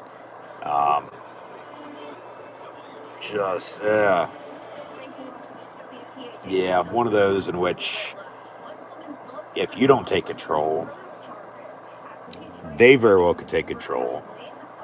But then if you don't take control and they don't take control, it's like this game's going to come down to the wire and something crazy is probably going to happen. And we won't know what until, then. If it, does in fact happen. Which I wouldn't be surprised. Just because here we are, it's your Pittsburgh Steelers and it's your typical Steeler game. It's going to be down to the wire. It's a close one-score game, but it's gonna come down to the wire, and the defense gonna need to stop to win it. So if Pittsburgh can, I don't know about get this game to the fourth quarter. As of right now, to give them the best chance to win. They got to have a better third quarter than they did last week. I'll say that much. They can't just punt. But guess what? They've already done that now this whole entire first half as it is. So they got to run the football as good as Buffalo is. I'll also say that. So if they can get Warren and Gainwell some more touches, DK at wide receiver, if only they had a number 2, but oh wait, they had George Pickens, but, traded him. We've talked about that recently, in which they traded him, got picks, whereas if they would have kept him, you at least get production out of him this year, because then even next year he's still gone anyway for the most part. You know what I mean? But then you get a couple picks for him, and just you can't blow those picks now, because then that's just going to make it look even worse. Because we know what he was capable of on the field. It was the fucking nonsense and the diva-ness off the field. With bitching and moaning and complaining about this and that, but the Steelers offensively still, whether they have one wide receiver, or none, or 2, 3, 4, or 5 of them, it's like, as of late, they, just, and by late I mean past, well, you could probably fill in the blank on the number of years on that. It's been a while, to say the least, but that's why they got to get these tight ends involved. I've said Pat Freiermuth's name twice because he's been in motion. Okay? Get him the football. Get Freiermuth the ball. Get Darnell Washington the ball. Get DK the ball on slants and whatnot. Obviously Calvin Austin, Roman Wilson, just taking up space, as is Jonnu Smith at times. But get them the ball too. Just somebody get open. Like Rodgers will work his magic, and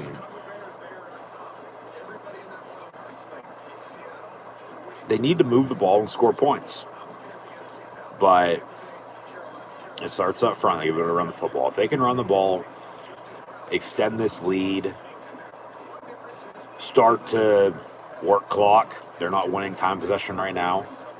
Buffalo's had the ball for damn near 20 minutes of that first half. And they're down by 4, 7-3 because of a turnover. So, yeah, if Pittsburgh can run the ball and work clock, extend the lead, keep making stops on defense, stopping the run, they can't allow James Cook to just go off. Keep it simple. Find a way to win. Get another turnover or two. It's probably what's going to come down to is another turnover. Because that's the difference right now in this game, or else it'd be 3-0. And Pittsburgh doesn't want to have anything to show for it at all. So that's why I said it. Another halftime lead. The last month, when they've had a halftime lead, they've gone 2-2 in the 4 games in which they did. The Charger Sunday night game was the game they didn't have a halftime lead, because that turned into a baseball game on Sunday Night Football. And then, the final score was what it was, but it was a hell of a lot closer than it showed. Because that's the thing, they've had their chances. They just got to take advantage, take control. Circle back to that once again. The Steelers got to take control of this game. Because if not, the Bills are going to, but then if they don't, nobody will until somebody does, and then it's going to get crazy. You don't know what the hell's going to happen. So, yeah.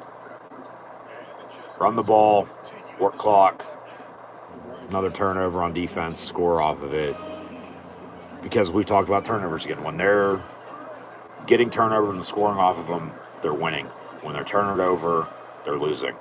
So don't turn the ball over on top of all that. Don't start shooting yourselves in the foot. The Bills are down 4 because of penalties and turnovers. So, yeah, 7-3 at halftime. Get back to it here in a minute, but Pittsburgh's going to get the ball back to begin the third quarter. Update some stats for you as Josh Allen is facing off against Aaron Rodgers.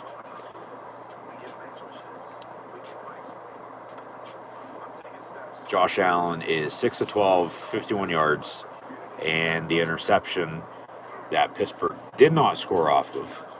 But then James Cook, as he has 17 carries for 81 yards on the ground and leading the team in receiving with 2 catches, 17 yards receiving, his fumble is why the Steelers have 7 points, because then Jalen Warren turned it into a touchdown. Ray Davis, 325. Josh Allen has 5 carries, 16 yards. Yeah, James Cook, 2 of 17. Ty Johnson, 2 of 16. Brandon Cooks has a catch for 13 yards. Gabe Davis, 1 of 5. Field goal for the Buffalo Bills from Matt Prater, who's been in the league since the Land Before Time, was good from 27 yards out. Aaron Rodgers, 6 of 13, 54 yards. Jalen Warren, 7 carries, 20 yards, and the goal line touchdown. Kenny G, 2 carries, 13 yards. Metcalf with 2 catches, 22 yards receiving. Gainwell, catch for 17 yards down the sideline on that touchdown drive. And then Jalen Warren, 2 of 9. Johnny Smith, 1 of 6. Like I said, nothing whatsoever to Calvin Austin, Roman Wilson, Pat Freiermuth, Darnell Washington. Hell, even Johnny Smith. I mean, he has a catch for 6 yards, but still. They need to get these tight ends involved. But they haven't. They probably won't. So what can you do?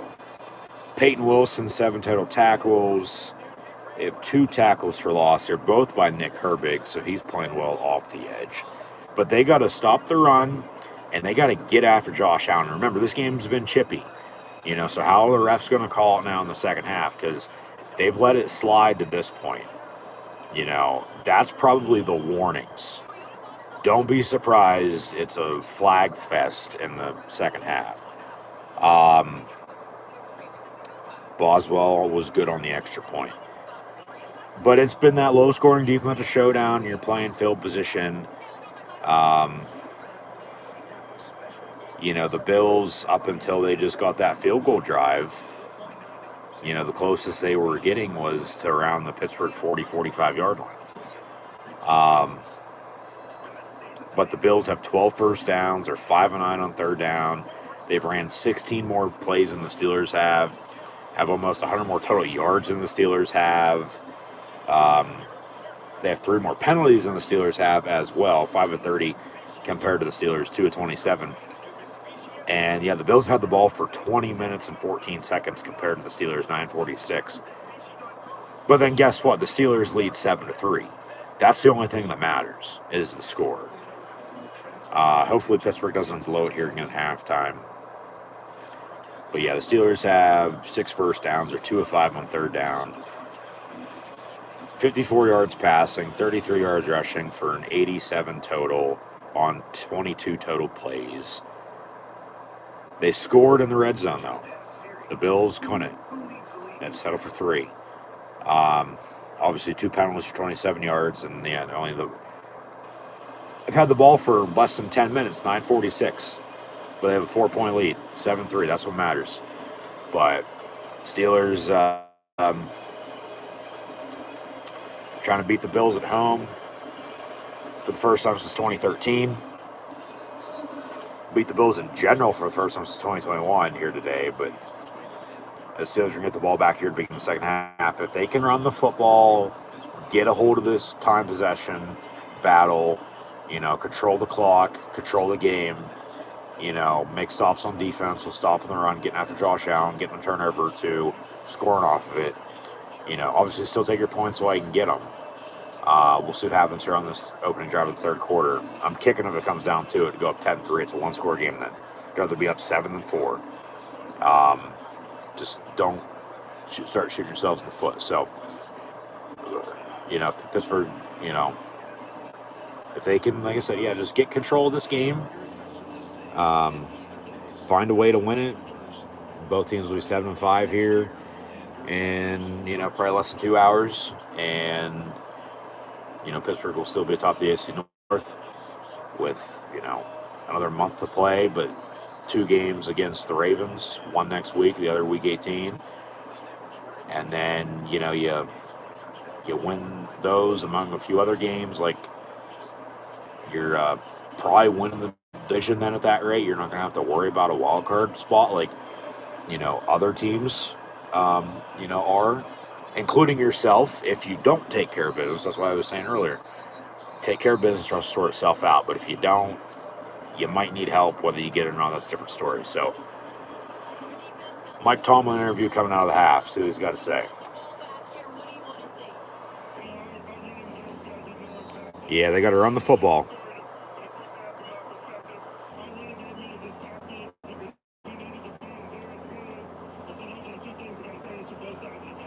So run the ball and stop the run.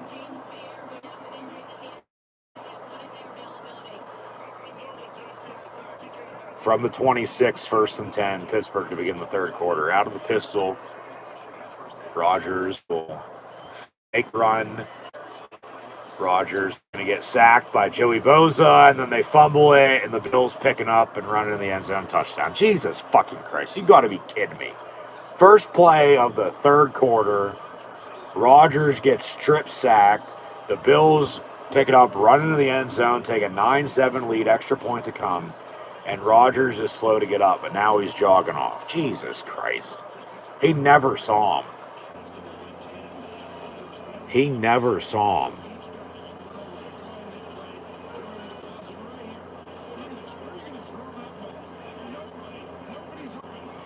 God damn. So, back to turnovers.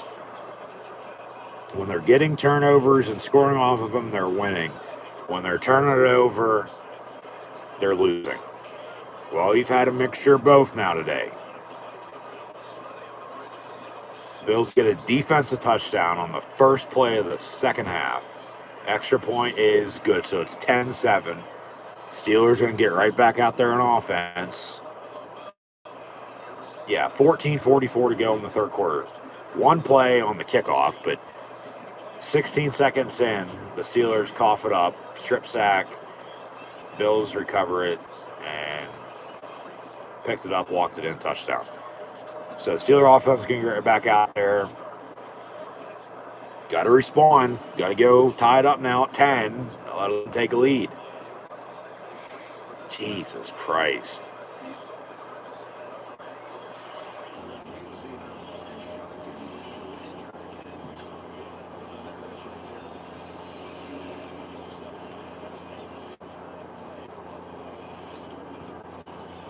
And Rodgers is bleeding. His nose is bloody.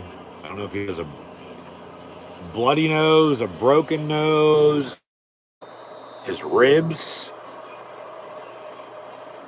But the Bills are on to kick off. And I would think Rodgers is going to come back out. He jogged off. I mean, I'm sure they're looking at him, but Mason Rudolph is the backup if you need to have him enter, as he started last week in relief of Aaron Rodgers and the injury. Kenneth Gainwell on the kickoff return. There's a flag on the play. Here comes Mason Rudolph, the red-nosed reindeer, the Sunday after Thanksgiving with Christmas right around the corner. Got a hold on the kickoff return and 10 yards. And let's see if Rudy and his nose, so bright, going to lead the Steeler offense.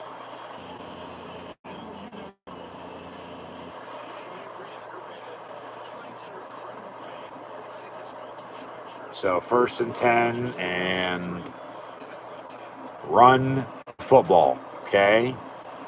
Help out Rudolph as best you can. But like we talked about last week when he started, you got to check down to the tight ends. and you can't be turning the ball over. 1st and 10 from the 18.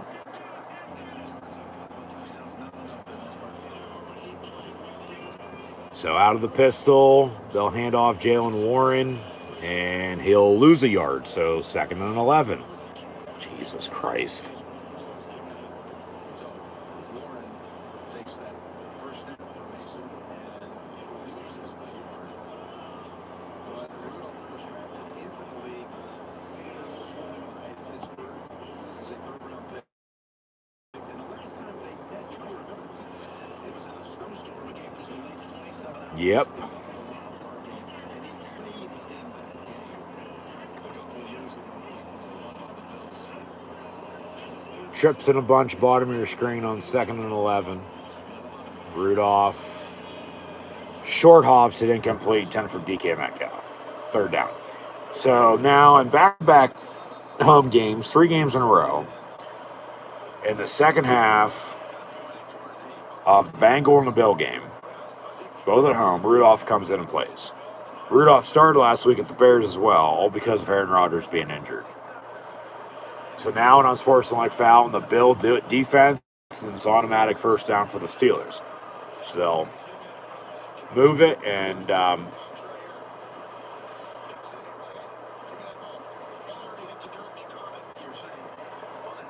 just said, run the football here, keep it simple for them, nothing stupid, but just, I don't want to hear anybody saying, oh, Rodgers is, injury prone now because he's too old. We don't even know what the injury is on that hit. If it's a re-aggravation to the wrist, if it's a rib injury, a back injury, and we saw some blood on the nose. And I'm sure he's in pain, but you don't want to speculate. So I know as much as you do, and that's not much right now. But Mason Rudolph's in, and you can move forward with that. So 4 yards for Warren, 2nd and 6.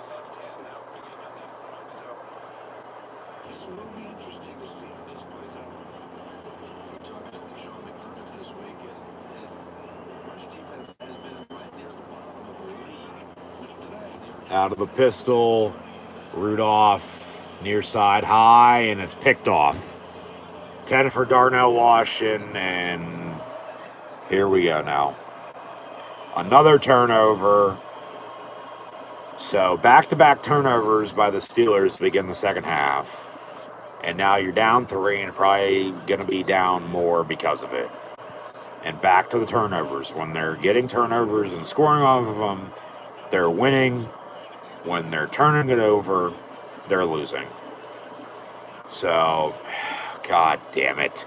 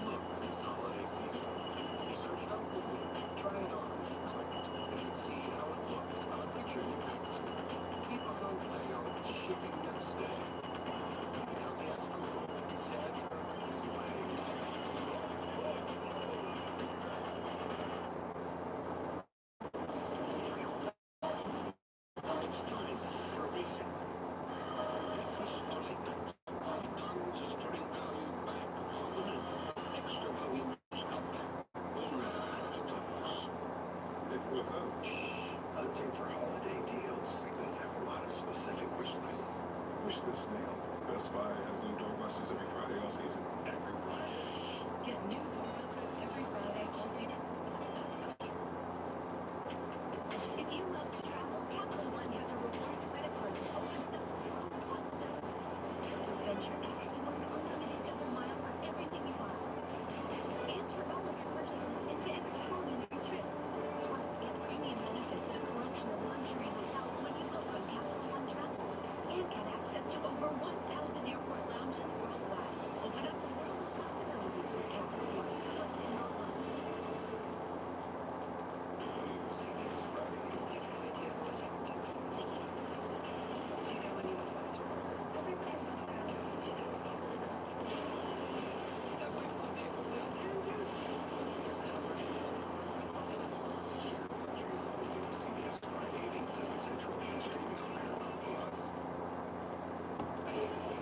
Steeler defense needs a huge stop right about now.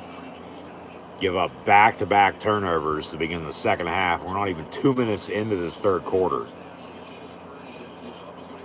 God damn, man.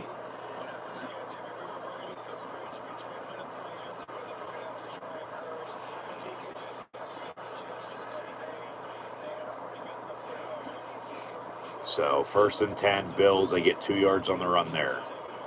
They get 3, 2nd and 7.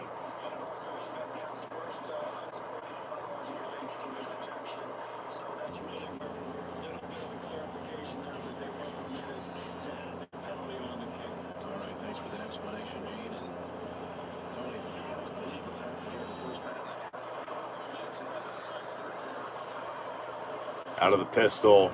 Come on, defense. Josh Allen over the middle, caught, first down. God damn.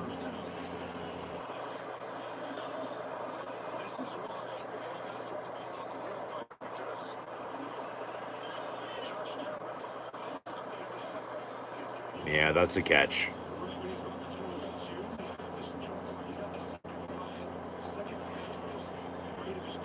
So 1st and 10, they'll probably run it here if I'd have to guess. Just wrap them up.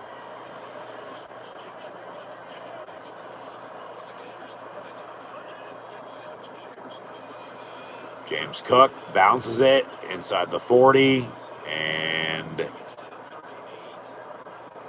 Asante Samuel on the tackle. Asante Samuel Jr.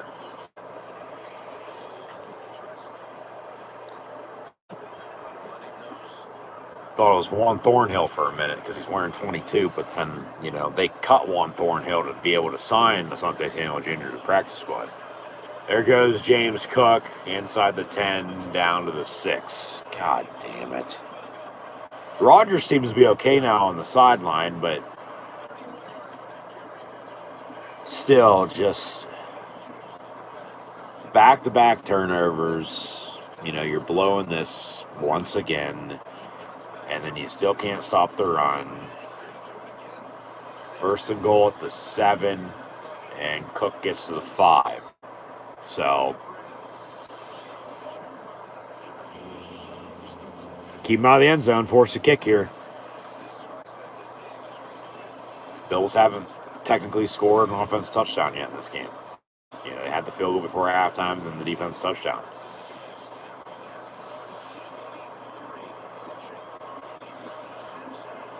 From the 5 on the 2nd and goal.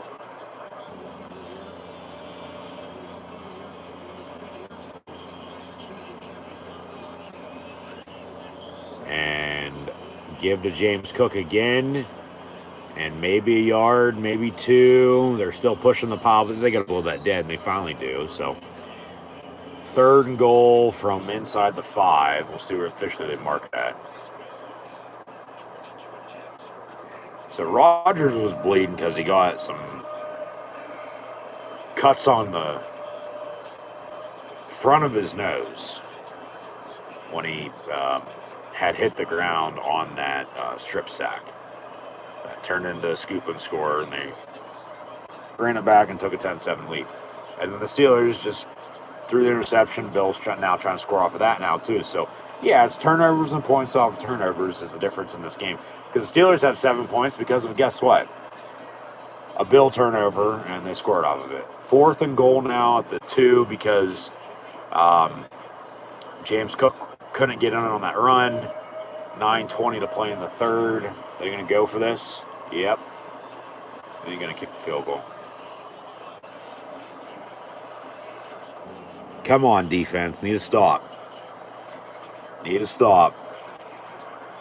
You scored off of their fumble. They were able to score off of your fumble. But remember, you couldn't score off of their interception. They need to score off of your interception. 4th and goal from the 1.5. Watch the quarterback draw. Josh Allen on a pump fake, and then into the end zone, caught, touchdown. Son of a bitch.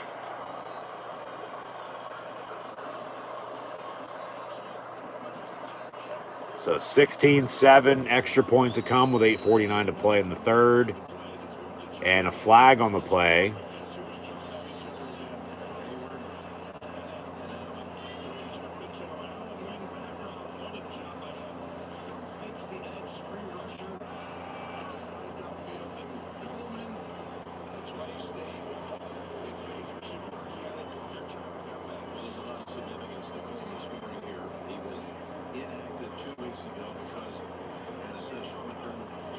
Waiting to see what the penalty is. Here we go. So after the touchdown, taunting on the Steelers. So, hey, you want to, let them get away with all the trash talking? You got to call it down the middle. He's doing it as much as, they are. You got to call him offsetting, not just on one player. We saw a couple weeks ago, they called and ejected Jalen Ramsey because he missed the extra point. No good. Wide left. Still a 9.2 score game, though, at 16-7. But 8:49 to play in the third. But, yeah, they can fucking shout all they want. Yeah, missed the extra point. So we'll see if that 1 point comes back into play later on. But the Bills know about wide left and wide right, for that matter. Here we go, Steelers, who has 6 Super Bowls in Pittsburgh and 0 in Buffalo. Yeah, that's right. I'll wait for the answer. Anyways, the NFL then came out and had suspended Jamar Chase a couple weeks ago because the video clearly showed that he, had spit on him. I'm not saying anybody spit on anybody here. But the thing is with penalties, the refs got to call it down the middle. When they don't, that's when the problem comes up.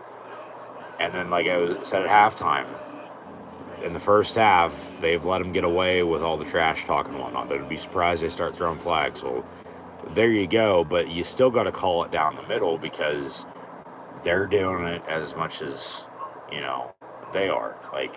But it's always not even the first or in retaliation, but it's what they see. I get they can't see everything, but it's still they got to call it down the middle. And it's just like Josh Allen, you can tell he's cocky. He thinks his shit don't stink. He's riding off the MVP last year, but they've come up short in the playoffs. So I get Pittsburgh hasn't done much in the playoffs, lately either. But Patrick Mahomes says hi. We'll see if Rodgers now comes back in. Like I said, he seemed okay on the sideline because they were checking him out there. That's why Rudolph went on that last drive. But then interception, and then defense can't make the stop, and then they get points off of the turnover. So that is the difference in this game. The Bills have 9 points off of 2 Steeler turnovers. And guess what? They lead by 9 because they missed the extra point there. It's not 10, it's 9. But, yeah. Pittsburgh's lucky to have the 7 points they have, though, too. They are. Because those were also points off of turnovers, I might add, too. So, just offense got to go do something, They got to get a drive going and go score. So, Rodgers seems to be good to go coming back in here. But Bills will kick off from midfield because of that, unsportsmanlike. But then it's windy, so now as they kick off, the ball comes off the tee. They'll have to reset it and see if they sky this. Coffin corner, and actually kicked it out of the field of play, kickoff out of bounds, and it'll be at the 25-yard line, 1st and 10. So Here comes Rodgers and his neighborhood for the black and gold offense. Here we go, Steelers. Here we go. Come on, let's go.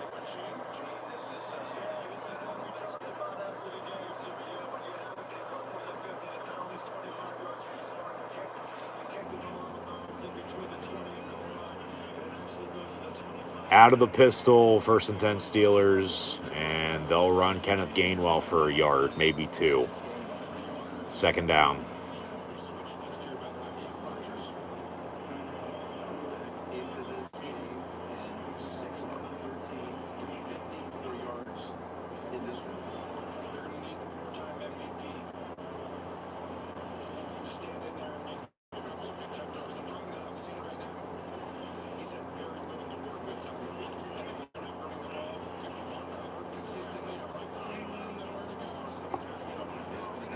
Second and 9. Rodgers looking to throw, dumps it off. Gainwell, complete. 3rd down and 9. And now some boos.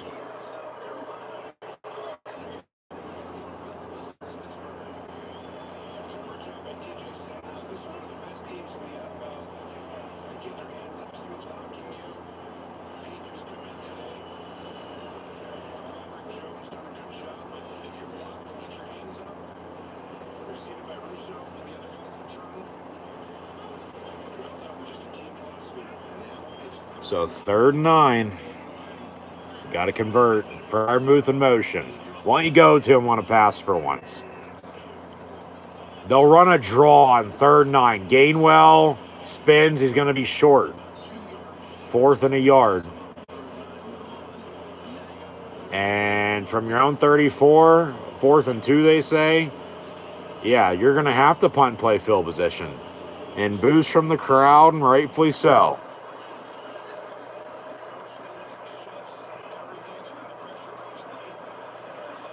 So they're going to continue to play this field position game, but guess what? They're down 9, and it's because of the 2 turnovers.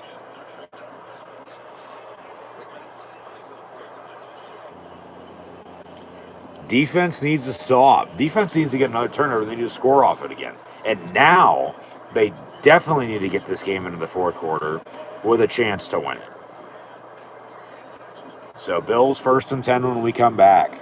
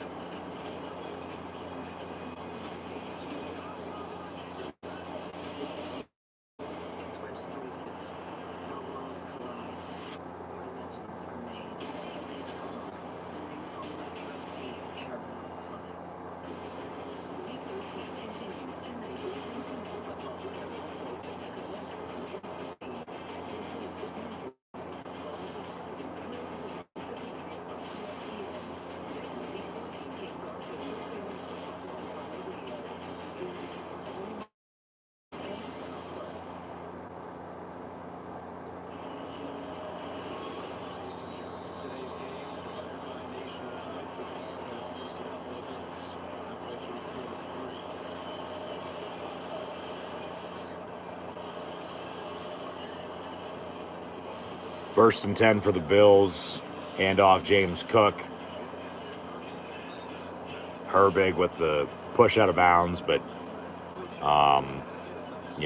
yeah. Bills are going to run the football, work clock, which they've already done both extremely well today. They have a lead now, a 2-score lead at that.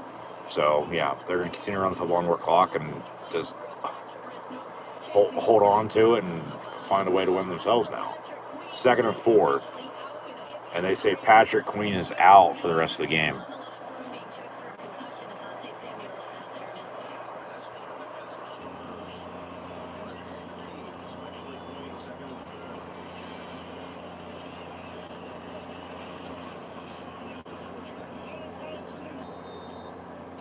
Another first down for the Bills.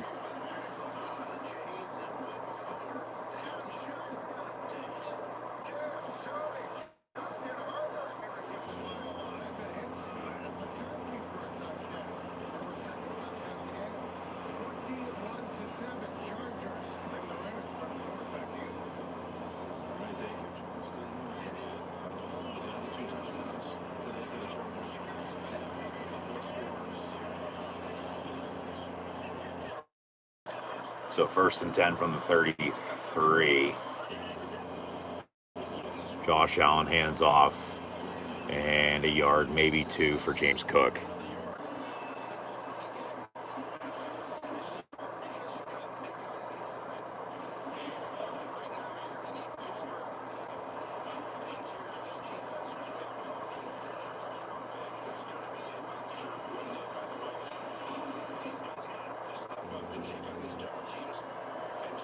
Come on, defense. Need a stop. Need a stop.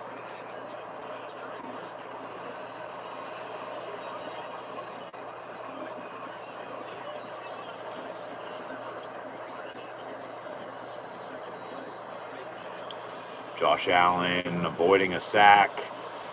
Gonna tuck it and run. And he gets the first down before running out of bounds.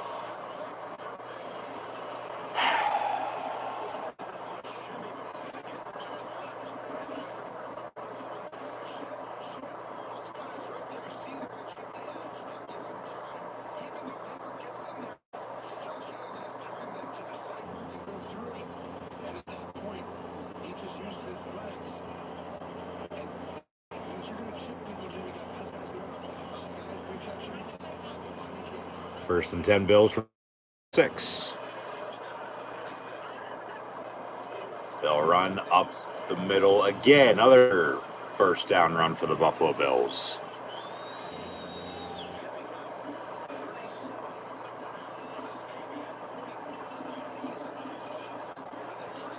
Just pathetic. They can't run the football and stop the run. And they're down because of turnovers. Just frustrating is all it is.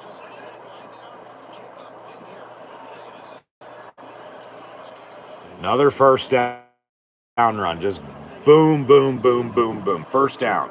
Run it. First down. Do it. They just every play now. Wearing out the Steeler defense. They cannot stop them whatsoever. It's ridiculous.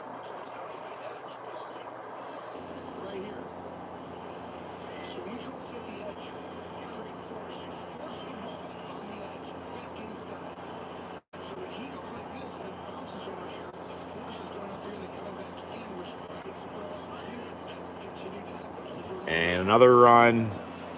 And then they finally hit him at the line of scrimmage. So, 2nd and 10, not another 1st and 10 run.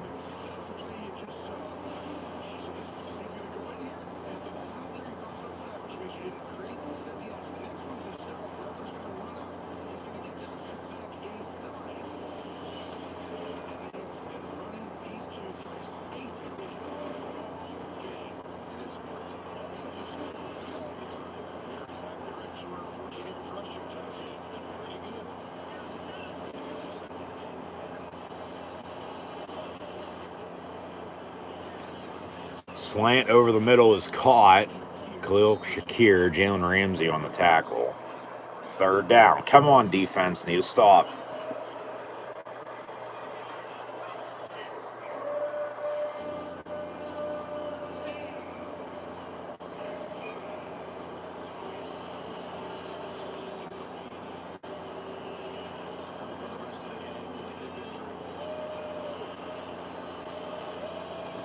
So 3rd and 5 with 2 minutes to play in the third quarter. But they're in field goal range, as Allen will keep it for himself, and a big hit. It'll be 4th and a yard. We'll see if they go for it again or if they do kick it.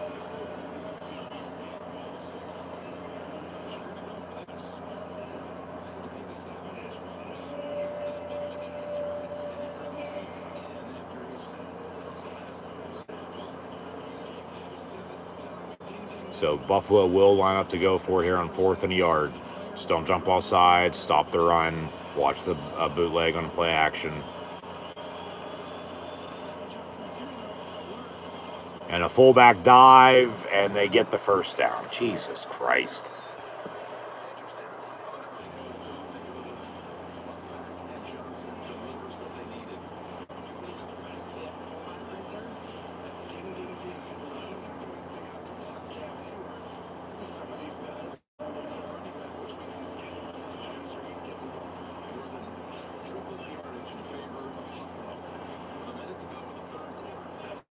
That's there right there.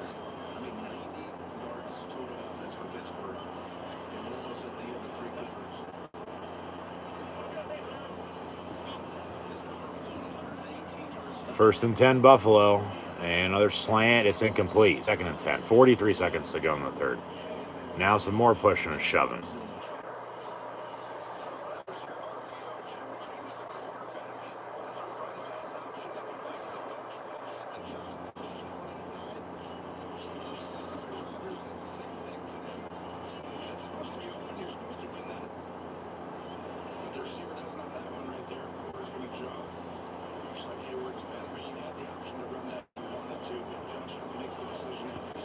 So 2nd and 10 from the 21. And Josh Allen dumps it off James Cook. And see where they mark that out.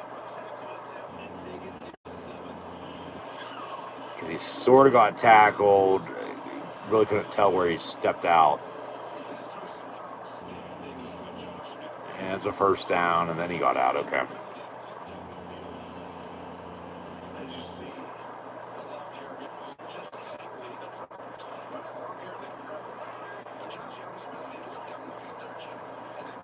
And 1st and goal. But in the meantime, that'll do it for the third quarter. Remember, it was 7-3 Steelers halftime.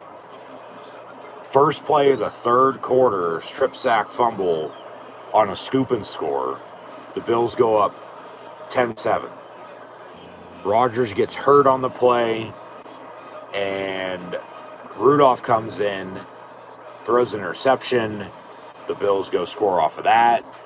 Miss the extra points, so it's 16-7. But they have 9 points off 2 Steeler turnovers, and they lead by 9 with 15 minutes to go. So, 16-7 here. I mean, the Steeler offense hasn't done shit today. You know, they did get a interception on defense. Couldn't score off it, though. They did get the fumble as well. Scored off of that with a rushing touchdown, but that was only because they had a short field to work with. You know, they can't go on one of those drives that you desperately need them or want them to. And, you know, Buffalo's been running over them. First down after first down after first down, controlling this clock, you know, just, it's ridiculous. And then the refs are letting them play, but then they're throwing some questionable, flags for letting it get chippy with the trash talk and then calling it one-sided. So I said they got to call it down the middle, but what can you do? So 1st and goal Bills here to start the fourth quarter when we come back.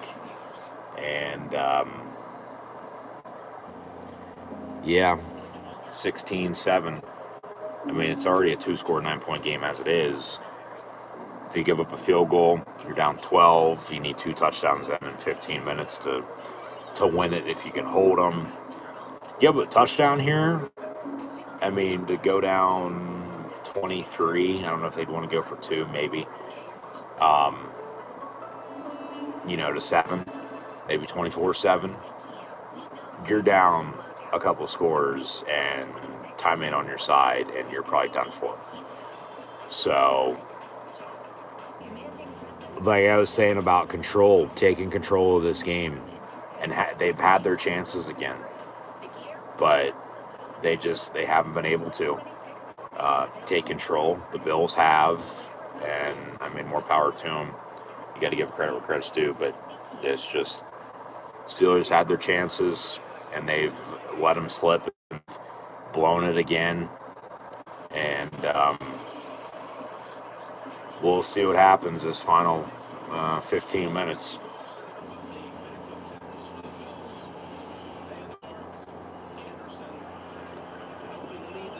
So 1st and goal for Buffalo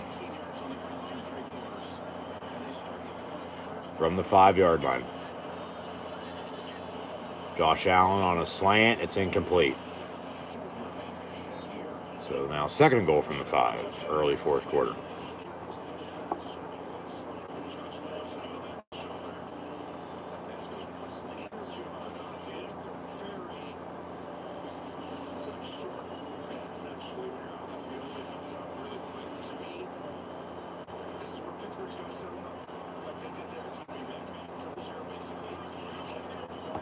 That stat for time possession is absolutely ridiculous.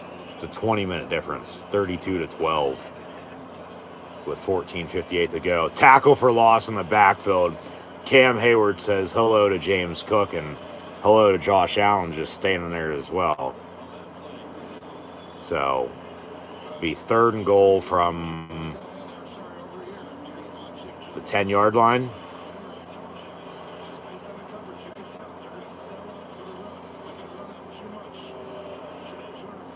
Come on, defense. Get another stop.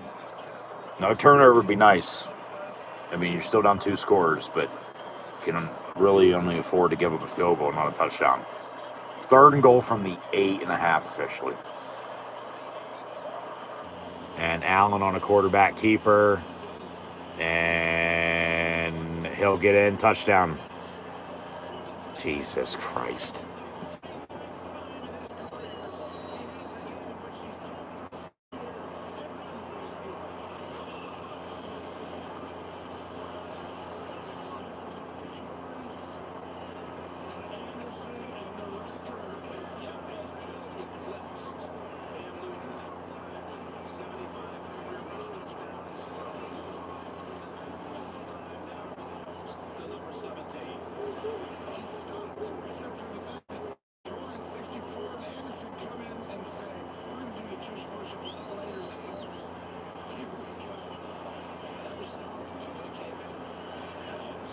So they'll kick the extra point. This one is good. It's 23-7 with hotel room 14:08 to go.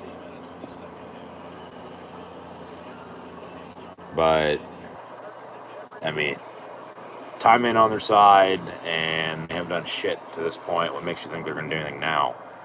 Yeah, this game's probably fucking over with. And then they'll fall to 6-6. Won't have a head-to-head tiebreaker over the Chargers and or Bills now. If this, holds up in a potential wild card situation. So then, at 6-6, and the Ravens are 6-6, they're still going to play twice. The Steelers have to take care of business in those 2 games if they want to win the AFC North. Let alone just want to make the playoffs, because that's probably the only way they're going to make the playoffs is if they win the AFC North, because of how tight the wild card race is right now. And if not, they're going to need a bunch of help. Probably still going to have to take care of business in those other games. If they do okay and then they get the help, even better. But then there's a chance, they don't take care of business. And then whether they get the help or not, doesn't matter. Potentially it might, but then you don't want to be in a situation in which you do take care of business, but then you don't get the help you need because you didn't take care of business, earlier in the season and, other winnable games. Because then that just comes back to bite you in the ass. That's all it is. But 23-7 now. Steelers can get the ball back, but they got to go now score on every drive if they want to win this game.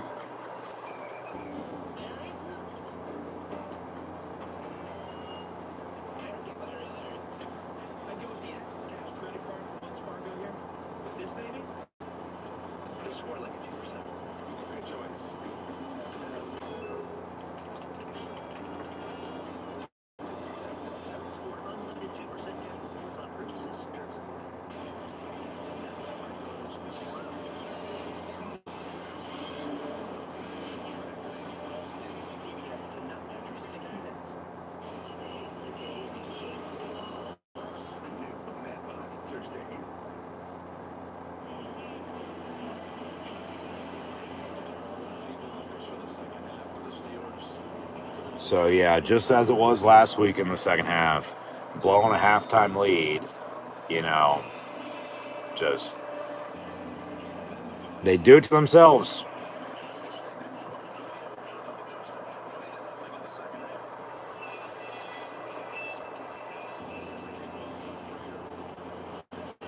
So the Bills kick off from the 10 on the return. Steelers get to about the 34-yard line. Have a 1st and 10 from there. 14 minutes to go. 3 timeouts, 2-minute warning. Down 16.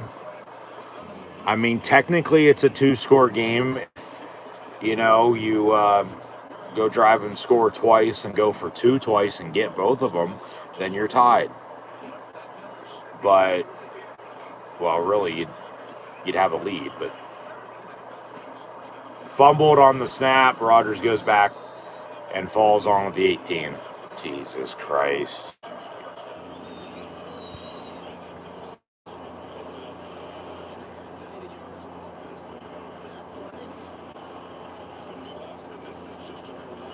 It's just a bad snap. Just rolled it back to him. So it's going to be 2nd and a mile. 2nd and 26. 2nd and Erie to go, with that being in between Pittsburgh and Buffalo. Out of an empty set, Rodgers complete. Darnell Washington. And lowering the shoulder gets to the 37 and a little bit of a spark. But they got to build off of it, man.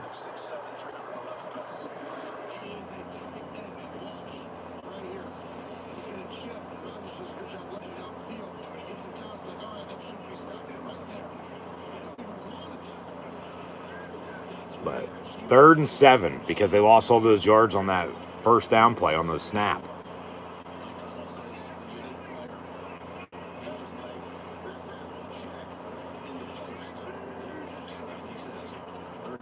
And a slant caught. DK Metcalf, 1st down Steelers.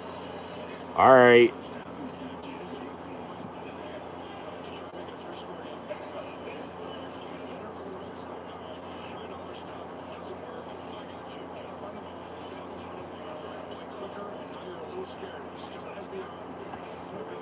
From the 47, 1st and 10. And they'll run a draw with Jalen Warren. And he'll get a 1st down to the 41. All right. Now you got something going. You got to capitalize off of it.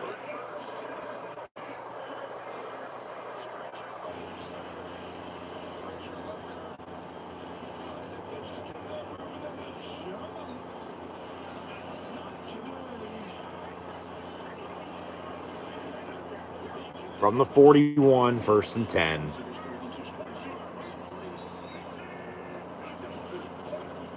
Rodgers dumps it off. It's incomplete. Got batted down to the line of scrimmage on the screen.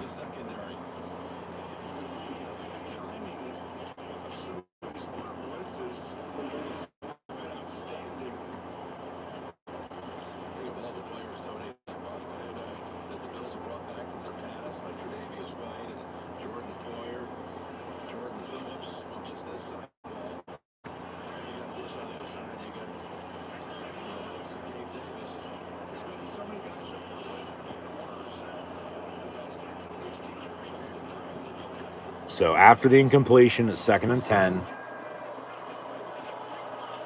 Rodgers down the middle, high, caught. Darnell Washington inside the 20 and down to the 15.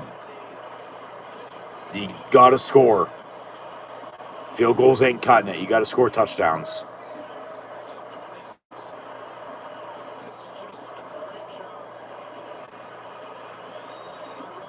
From the 15, 1st and 10. Rodgers. It's incomplete. Intent for Jalen Warren.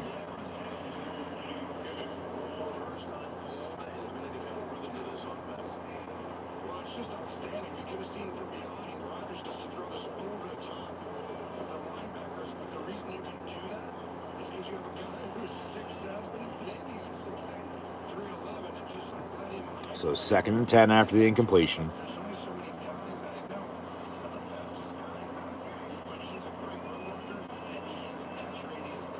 Gainwell in motion.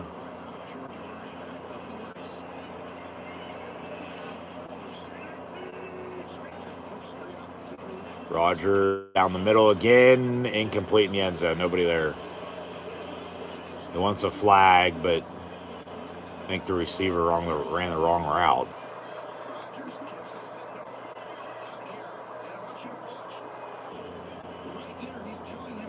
Yeah, he in the middle of the field was wide open. And then the receivers went the wrong way. 3rd and 10.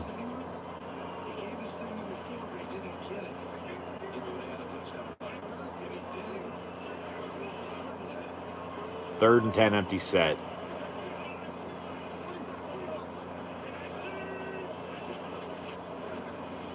And it's complete. Gainwell. And it'll be 4th and 2. He's down. That's not a fumble. He's down. But a field goal ain't going to cut it. Because time ain't on your side. You could kick it and be down still 13 still, but you still need 2 more touchdowns. When if you could score 2 touchdowns and go for 2 on them, you're right in it. You got to go for this on 4th and 2 with 10.5 to play.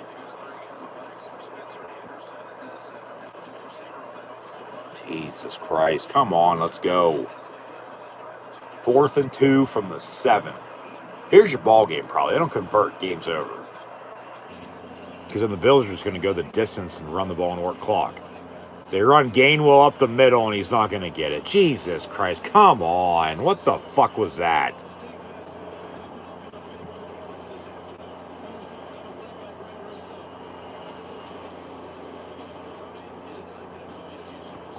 Talk about predictable. Good God. 23-7, 10 minutes to play.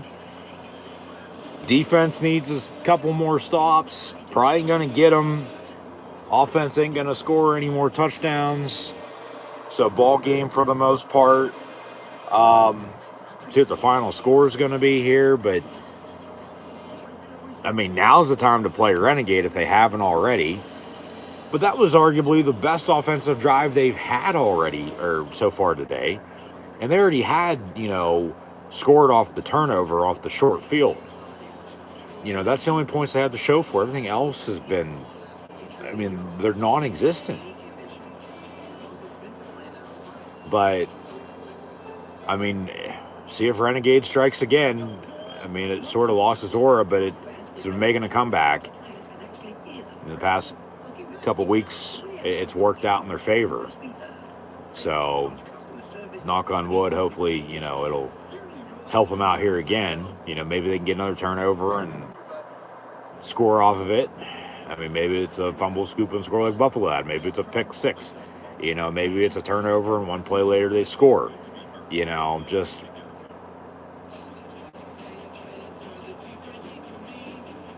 they're in desperation mode at this rate, So they need to do anything imaginable to, still try to get themselves back in this game and find a way to win it, which probably ain't going to happen anyway. So,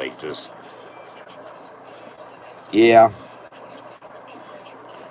But then, like I said earlier, if they lose this game, they're 6-6. Baltimore's also 6-6. But then you're going to have to win the division to be able to make the playoffs. Because you're not going to have head-to-head tiebreakers, unless something crazy happens, to, be able to make a wild card if you don't win the division. So need a stop, man. Need a stop. That's why a touchdown drive would have been so nice right there. Because then you can still get a stop on defense and still have a chance to get yourself right back in it. But from the 9, 1st and 10 Buffalo.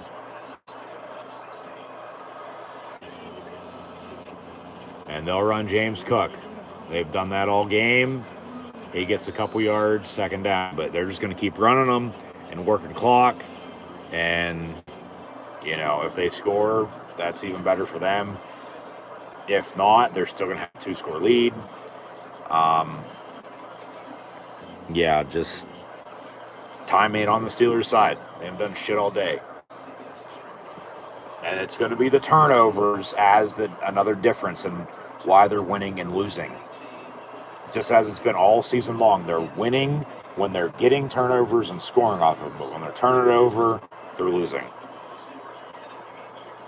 From the 12, 2nd and 7, pump fake. And then he's wide open. And did he catch that? They say yes at the 28, 1st and 10 Bills. So 9 minutes to play.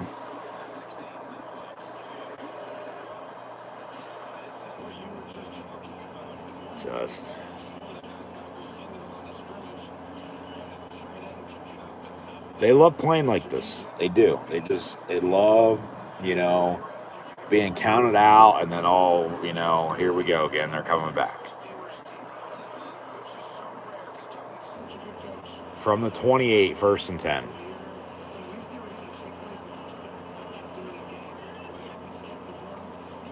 Hand off James Cook again. He'll cut. Missed tackle. And then Joey Porter Jr. pushes him out of bounds. So, there's the AFC playoff picture. Like I said, they lose. They're 6-6 just as Baltimore is. So they're going to play the Ravens twice. If you take care of business there, you're probably winning the division. But if you don't, you're probably not making the playoffs. You're just not, because you're not winning the division then, and then you're not going to have, a head-to-head tiebreaker over any of those wild card teams. I mean, you beat the Colts, but they've shit the bed the past couple weeks. But then you lost the Chargers, you're losing to the Bills. There's a couple other teams there in the hunt that, whether you're playing them or not, and then help or no help. That's why you just got to take care of business, but they can't even do that. They can't even help themselves.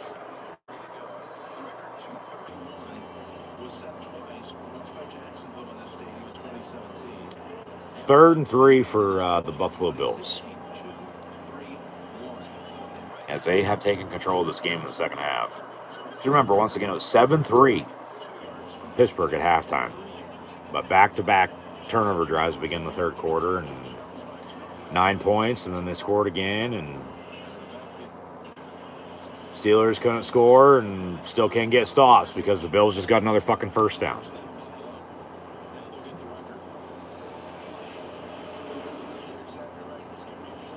First day of hunting season was yesterday in Pennsylvania.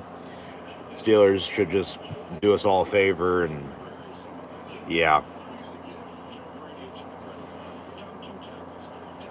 First and 10 Buffalo.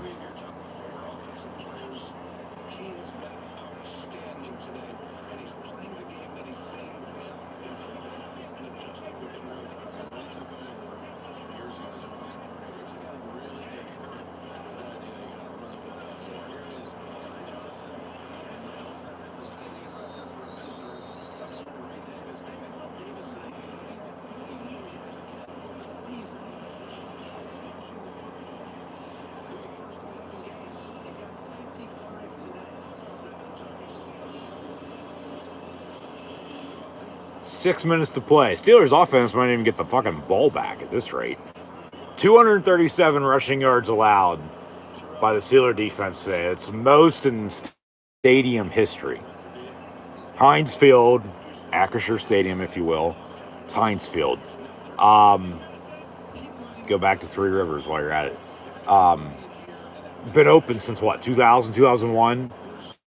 Like, that's a bad stat to be a part of now. Very bad.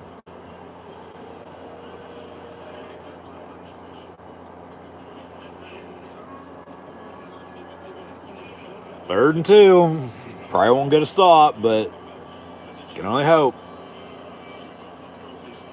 Everybody looks fucking miserable, and I mean, rightfully so. This is just pathetic.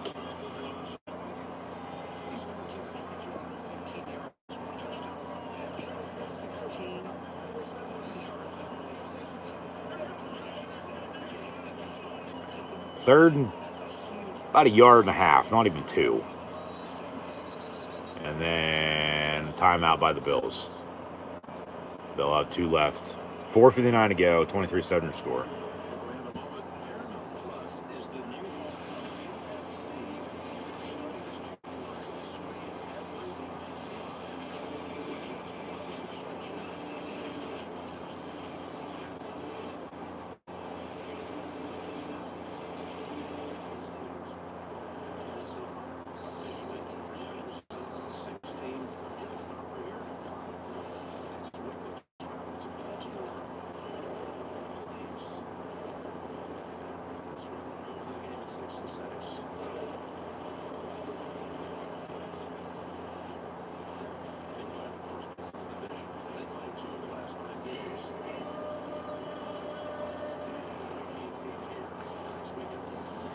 Come on, defense. Let's go. 3rd and 2 after the Bill timeout.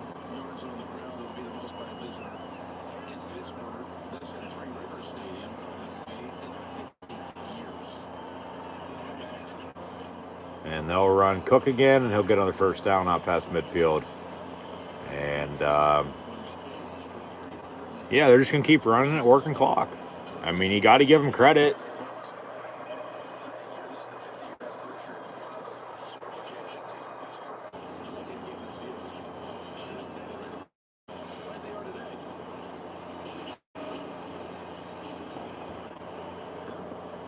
Bills with 244 rushing yards today, most by opponent in Pittsburgh in 50 years, back to 75.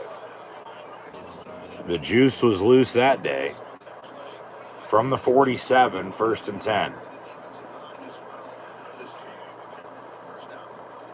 And hand off Cook again, and then Cam Hayward and TJ Watt fall on him as he fell down.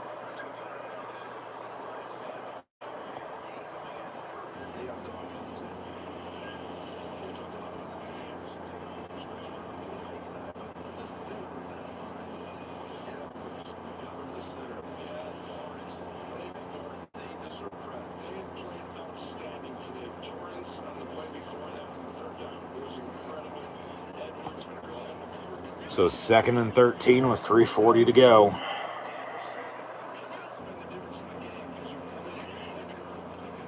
Slant caught, and from midfield they give him about 8 yards, be 3rd and 5. Steelers call timeout. We got a flag on the play.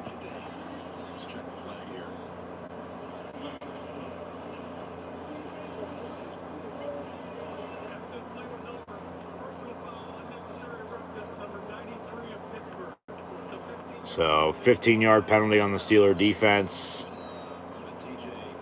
TJ Watt was helped to the sideline as well.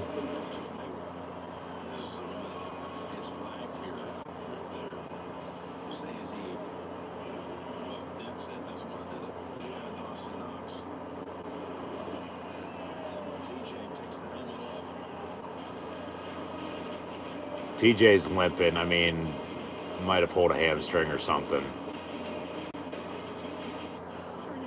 You can tell he's mad, he's pissed off, he's upset. He probably won't go back in, I don't know, we'll see, but it's just frustrating.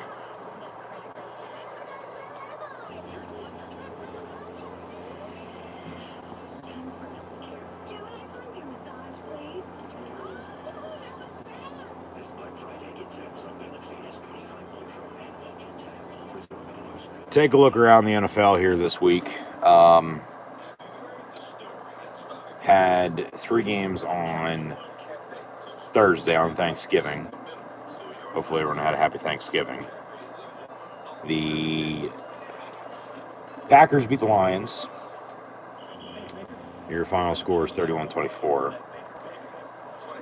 Cowboys won by 3, 31-28 over the visiting Chiefs. Those 2 games were one score, but then Thursday night football, Bengals beat the Ravens 32-14. Black Friday, the Bears beat the Eagles 24-15. And then so far today, the Seahawks beat the Vikings, shutting them out 26-0. 49ers also scored 26 points, 26-8 your final in Cleveland against the Browns. Jaguars with a 25-3 win at the Titans. Texans 20, Colts 16. Dolphins won by 4 at home against the Saints, 21-17.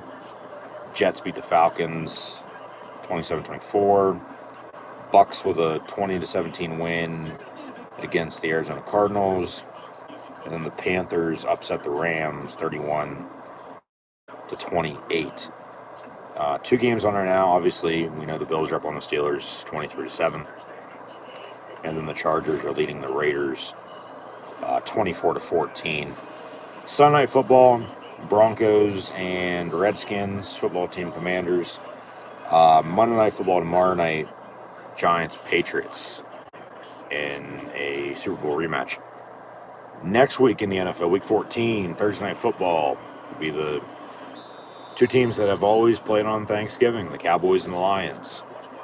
Next Sunday at 1 o'clock, Seahawks, Falcons, along with the Bengals and Bills, Titans, Browns, Redskins, Vikings, Dolphins, Jets, Saints, Bucks, Colts, Jaguars, and then the Steelers will be in Baltimore.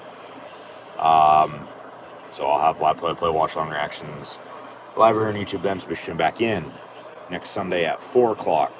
Broncos, Raiders, Bears, Packers. Should be a good one in the NFC North as the playoff picture shapes up.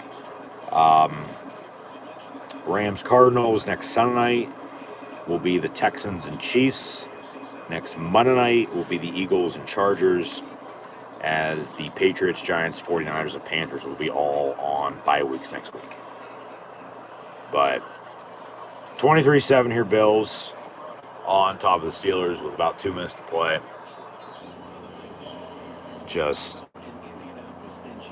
We'll see what the time possession stat is going to look like. Probably a good 40 minutes, 45 minutes to, 15, 18, 20 for the Steelers, if that. But turnovers, points off of turnovers, not being able to make stops, not being able to stop the run. Buffalo's going to get to 8-4. I mean,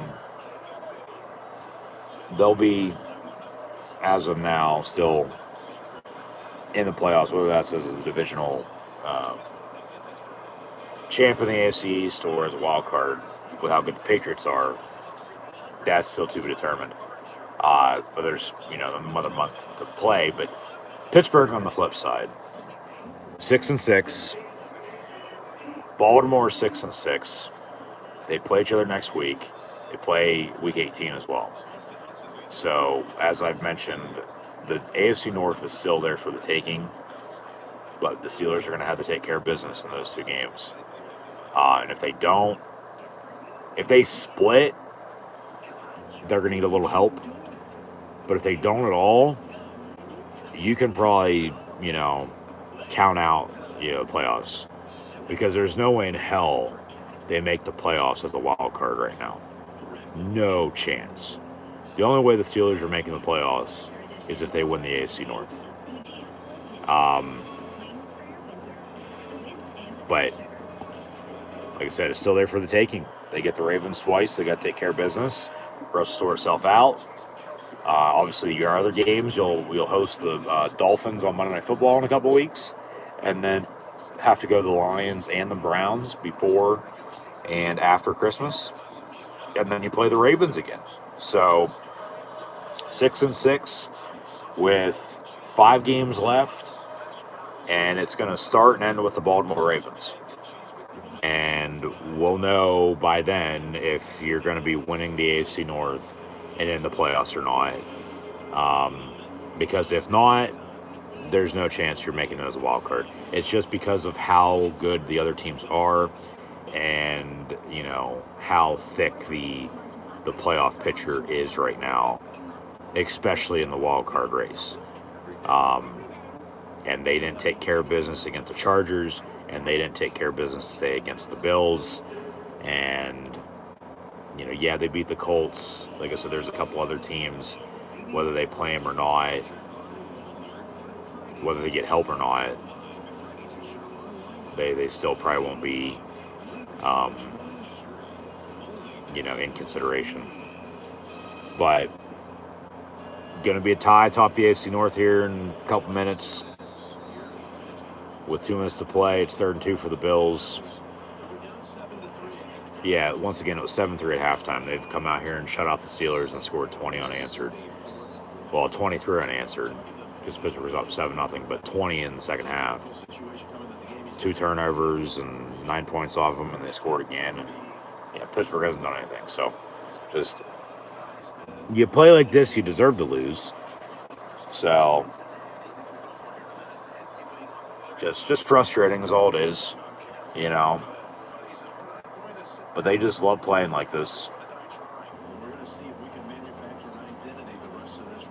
You know what they're capable of, but they also play like this, you know, half the time. So they just love being, you know, well, not necessarily 500, but right around 500.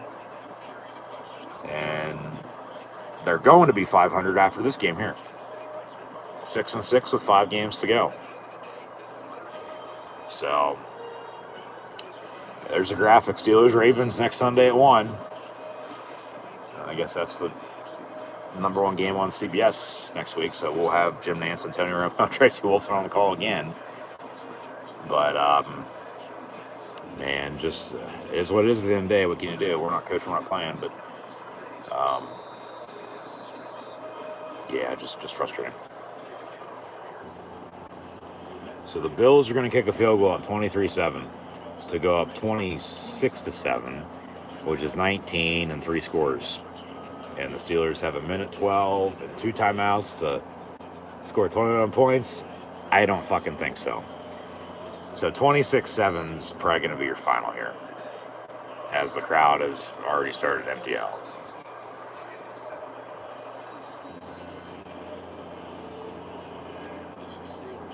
They're going to be 6-6 before they play the Ravens the first time. Where Baltimore was, 1-5, whatever. And then they went on the run when Lamar came back and they lost on Thursday, so they're 6-6. Like, Pittsburgh had their chance to take control just out of this game today. You know, up 7-3 at halftime. They fucking blow it again. You know, so the past month, you know, when they've led at halftime, they're now going to be 2-3 in those games. You know, when it's all said and done. It's just all over the place. Too inconsistent, up and down. Roller coaster. And the Bills are going to have more rushing yards than the Steelers have to do total yards today, for God's sakes. That's just fucking ridiculous. But I mean, it's not surprising with the way this game's gone. I mean, I'm not shocked. It's just like, yeah, but as Baltimore won, Pittsburgh's up and down, like I said, winning and losing here. Going to lose 2 in a row again, I might add. They just did that on a Thursday night a little over a month ago at Cincinnati, and then on a mini bye against the Packers. Before then they won, and they lost, and then they won, and they've now back-to-back losses again. So Rudolph's back in the ball game. Yeah, you don't need Rodgers out there getting hurt again with a minute to go and you're down 19 points. So Rudolph handoff and Caleb Johnson getting some garbage time, rookie out of Iowa with the carry up the middle for maybe a yard. Maybe get another play or two off, but 26-7 is going to be your final score. Bills are going to get 9 points off 2 turnovers, but then they still scored another 10 points. That's still 2 scores. The defense then, couldn't make stops, whether it be the run game, the pass game. Just give it to the Bills, where Pittsburgh had them in the first half, but it's a 60-minute game, and man, just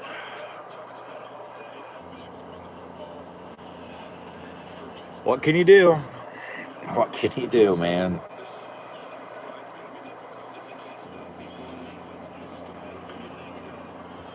So 3rd and 9 after the incompletion.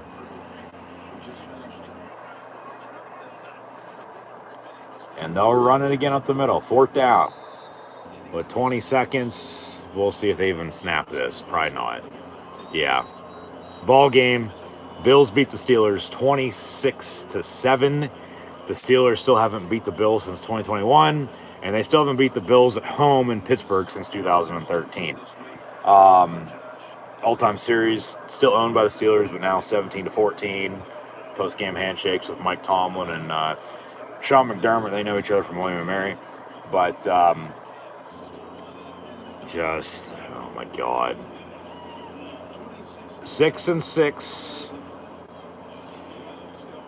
Pittsburgh's now back in the hunt. Baltimore's division lead because of win-loss record in the division. But they're both 6-6, so it's a tie atop the division. But Pittsburgh beat the Browns. They still got to play the Browns in Cleveland right after Christmas. But then the Steelers split with the Bengals, but they have yet to play the Ravens. They play them twice in the final 5 weeks. They're 6-6 with 5 games to go. It starts next week with the Ravens. It ends week 18 with the Ravens. If the Steelers can take care of business in those 2 games, and we know how Steeler-Raven games are, how physical they are, and just you don't know who's going to win until shit happens, good and or bad. It's one of, if not the best rivalry in the NFL. But yeah, if Pittsburgh can take care of business against the Baltimore Ravens, they should be fine. They should win the AFC North, and then they'll be in the playoffs. But if they don't, I highly doubt they'll make the playoffs at this rate. Because even you look at the other games, the schedule still ain't getting easier. We've talked about it. Okay, I'm not getting into it anymore. They just got to take care of business. The rest will sort itself out. But if they don't, they're going to be in and outside looking in. And then it's coulda, woulda, shoulda. And it's just, they love doing it for themselves. They love playing like this. They love it. They think they got it good until they don't. Just frustrating. But then that just makes the next month, even more interesting. But then also maybe, not necessarily not want to watch them, but which we will. I'll be sure to tune back in live on YouTube next week and, the rest of the season and into the future for more live play watch long reactions over on YouTube. Be sure to like, follow, and subscribe if you've done so already. But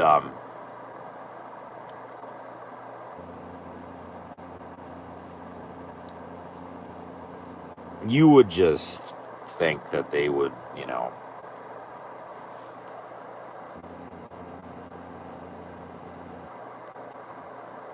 figure out on how to not have this happen all the goddamn time.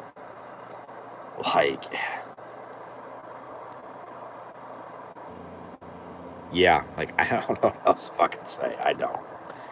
It's just, like we've said, and I've said everything I've said. It's just,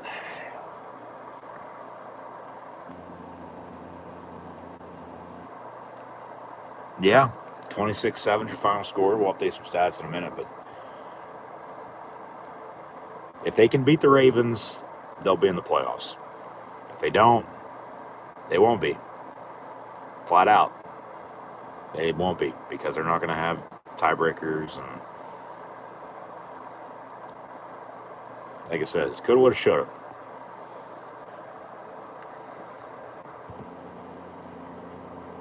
So, what can you do? What can you do?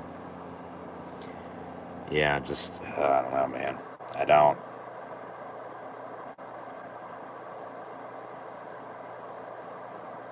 Like, once again, they're up 7-3 at halftime. Low-scoring defense showdown. First play of the third quarter.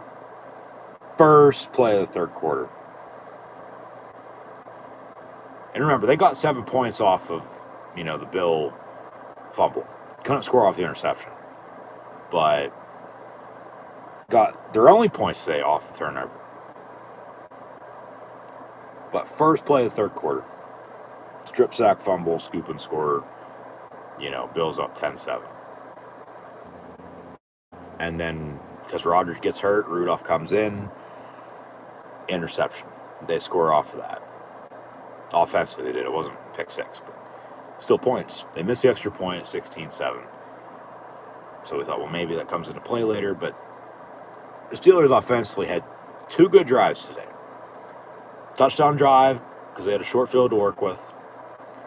And then the drive that, ended up in the turn and run downs on the 4th and 2, I believe it was, inside the 10. And they couldn't even score on that. If they would have, it would have been interesting, because then it would have been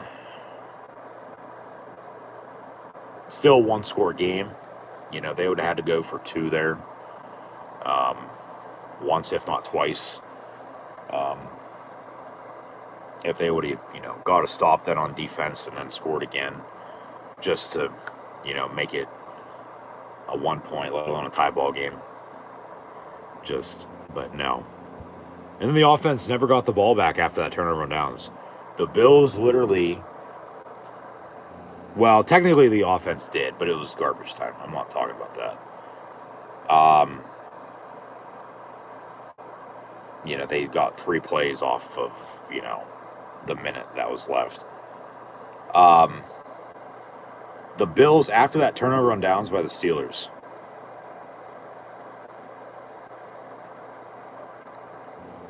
went on a 14-play, 9-minute field goal drive to go up 26-7, and then 3 plays for the Steelers, got 3 yards in a minute. Ball game.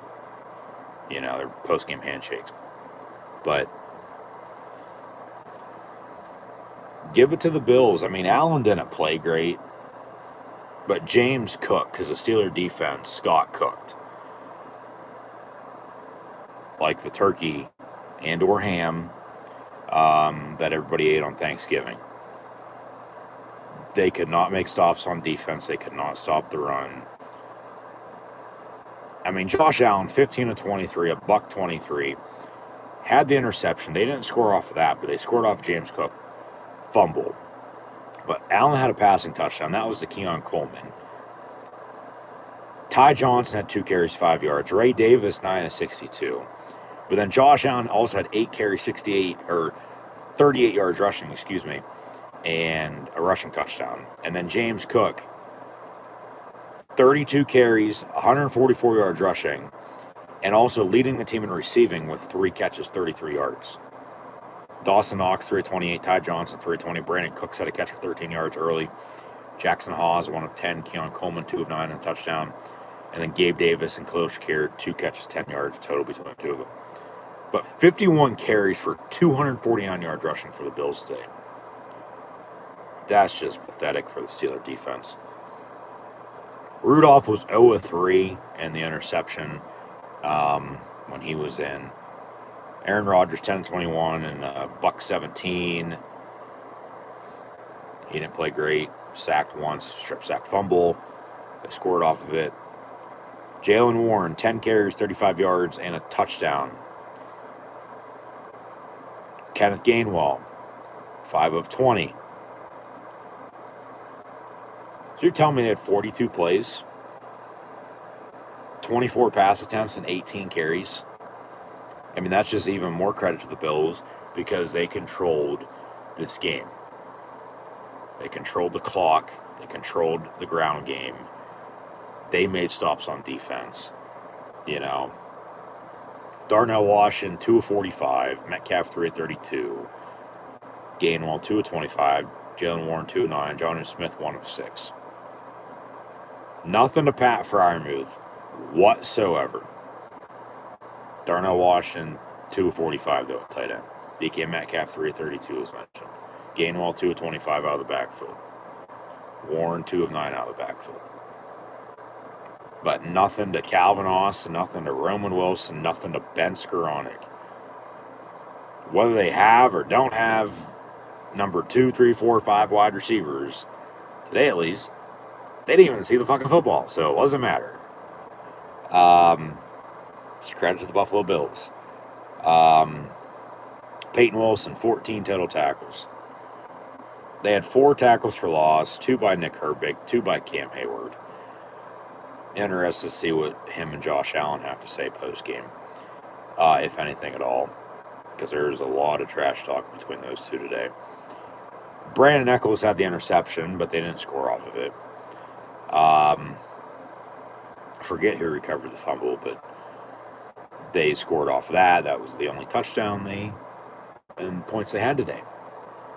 Overall total team stats. Let's read this. Bills had 74 total plays, 26 first downs. They're 8 of 15 on third down, 2 of 2 on fourth down. Had 123 yards passing, 249 yards rushing for 372 total. Had 12 total penalties today, 7 of 45 against the Bills, 5 of 67 against the Steelers. But drum roll, please. With the turnovers and points off of it, yes. Time of possession. Oh my God. The Bills had the ball today for 41 minutes and 59 seconds. Not 42 minutes on the dot or 42:01. They might as well have the ball for a full 60.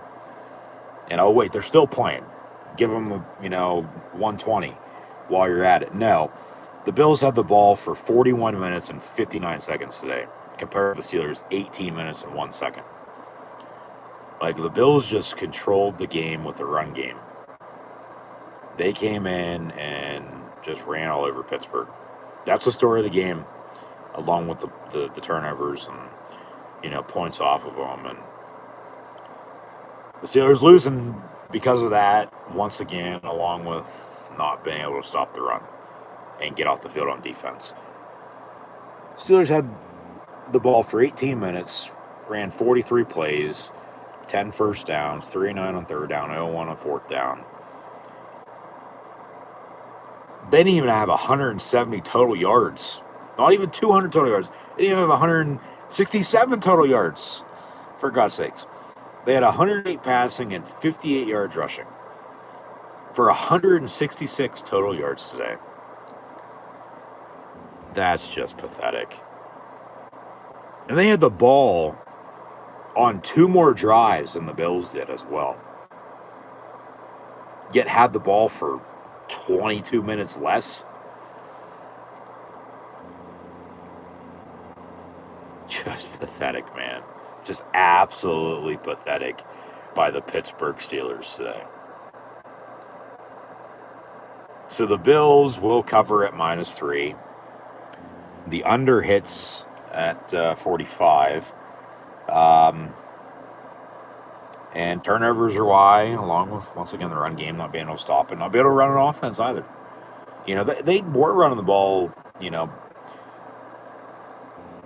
pretty good, up until recently on offense, but turnovers and not being able to stop the run game and just make stops on defense. allowing the opponent to do whatever the hell they want. But turnovers more so than not. Because that's where it started at again today, with momentum. And then it was, not over after that, but then the Bills just put it to them. Because remember, it was 7-3 at halftime. And then you have the strip sack, fumble, scoop and score, and then you have the interception and points off that as well. So Pittsburgh's 6-6 because of all that. But still, AFC North is there for the taking.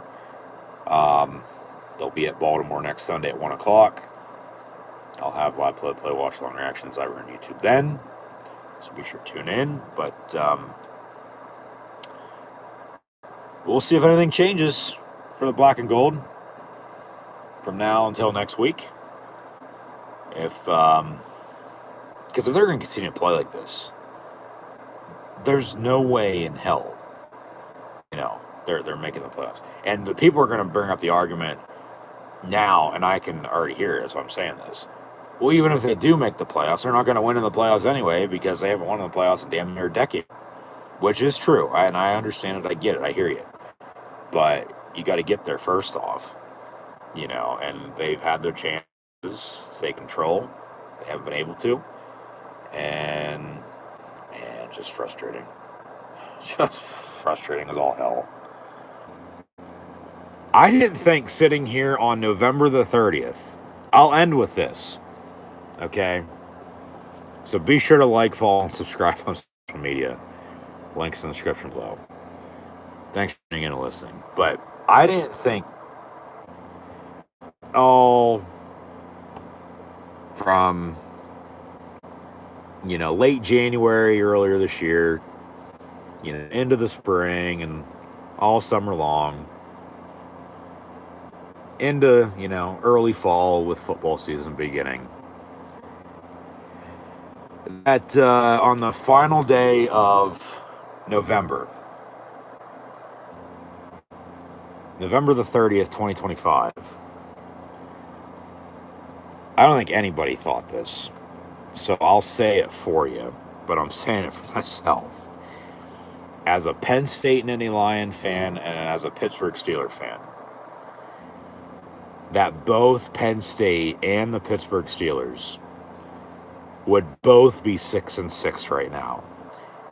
But they both are. Penn State won yesterday at Rutgers. Back and forth game. 40-36 was the final. Nittany Lions win to become bowl eligible. They're 6-6. And the Steelers now are also 6-6. So, obviously, Penn State only has one more bowl game. Or one more game, and that's a bowl game to be announced a week from now. So we'll see about that. But Steelers still got 5 more games. And then you have the playoffs. They make it there. So, which they might not. And if they do they win? Do they not? Who knows? That's why they play a game. But yeah, it's just, man. Yeah, I didn't think. Wildest dreams, both Penn State and the Pittsburgh Steelers would be both 6-6 right now, but they are. But that's life. So, I'll leave you with that, yeah. Thanks for tuning in and listening. Be sure to like, follow, and subscribe to social media. Links in the description below. And I'll see everybody next week and in the weeks and months down for more live play, watch along reactions, live here on YouTube. So I'll see everybody then. But yeah, today, the Steelers lose back-to-back games for the first time in a little over a month, which you don't want to have that happen once in a season, let alone now twice in a season, for God's sakes, but it just did. 26-7 is your final score. The Buffalo Bills defeat the Pittsburgh Steelers 26-7, and the Steelers still haven't beat the Bills since 2021, and they haven't beat the Bills at home since 2013. So they beat me again. Doubt it this year. They might play next year. Who knows? Obviously there's not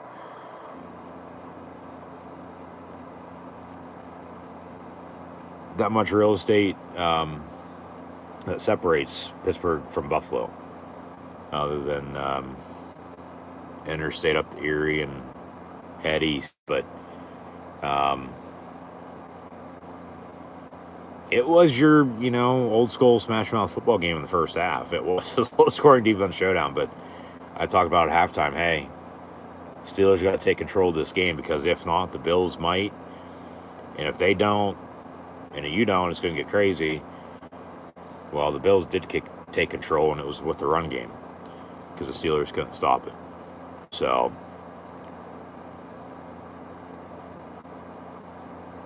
talk about the Steelers making the playoffs or not being able to win in the playoffs. Well,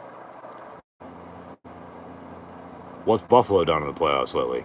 Win a couple games, I know that much, but they haven't even been able to get back to the Super Bowl. And if they would, we know how the Four Falls went in the 90s. So, yeah, just what can you do is what it is. Here we go, Steelers, here we go. But Bills win 26-7 over the Pittsburgh Steelers for today. So, yeah, that'll do it. Be sure to like, follow, and subscribe on social media.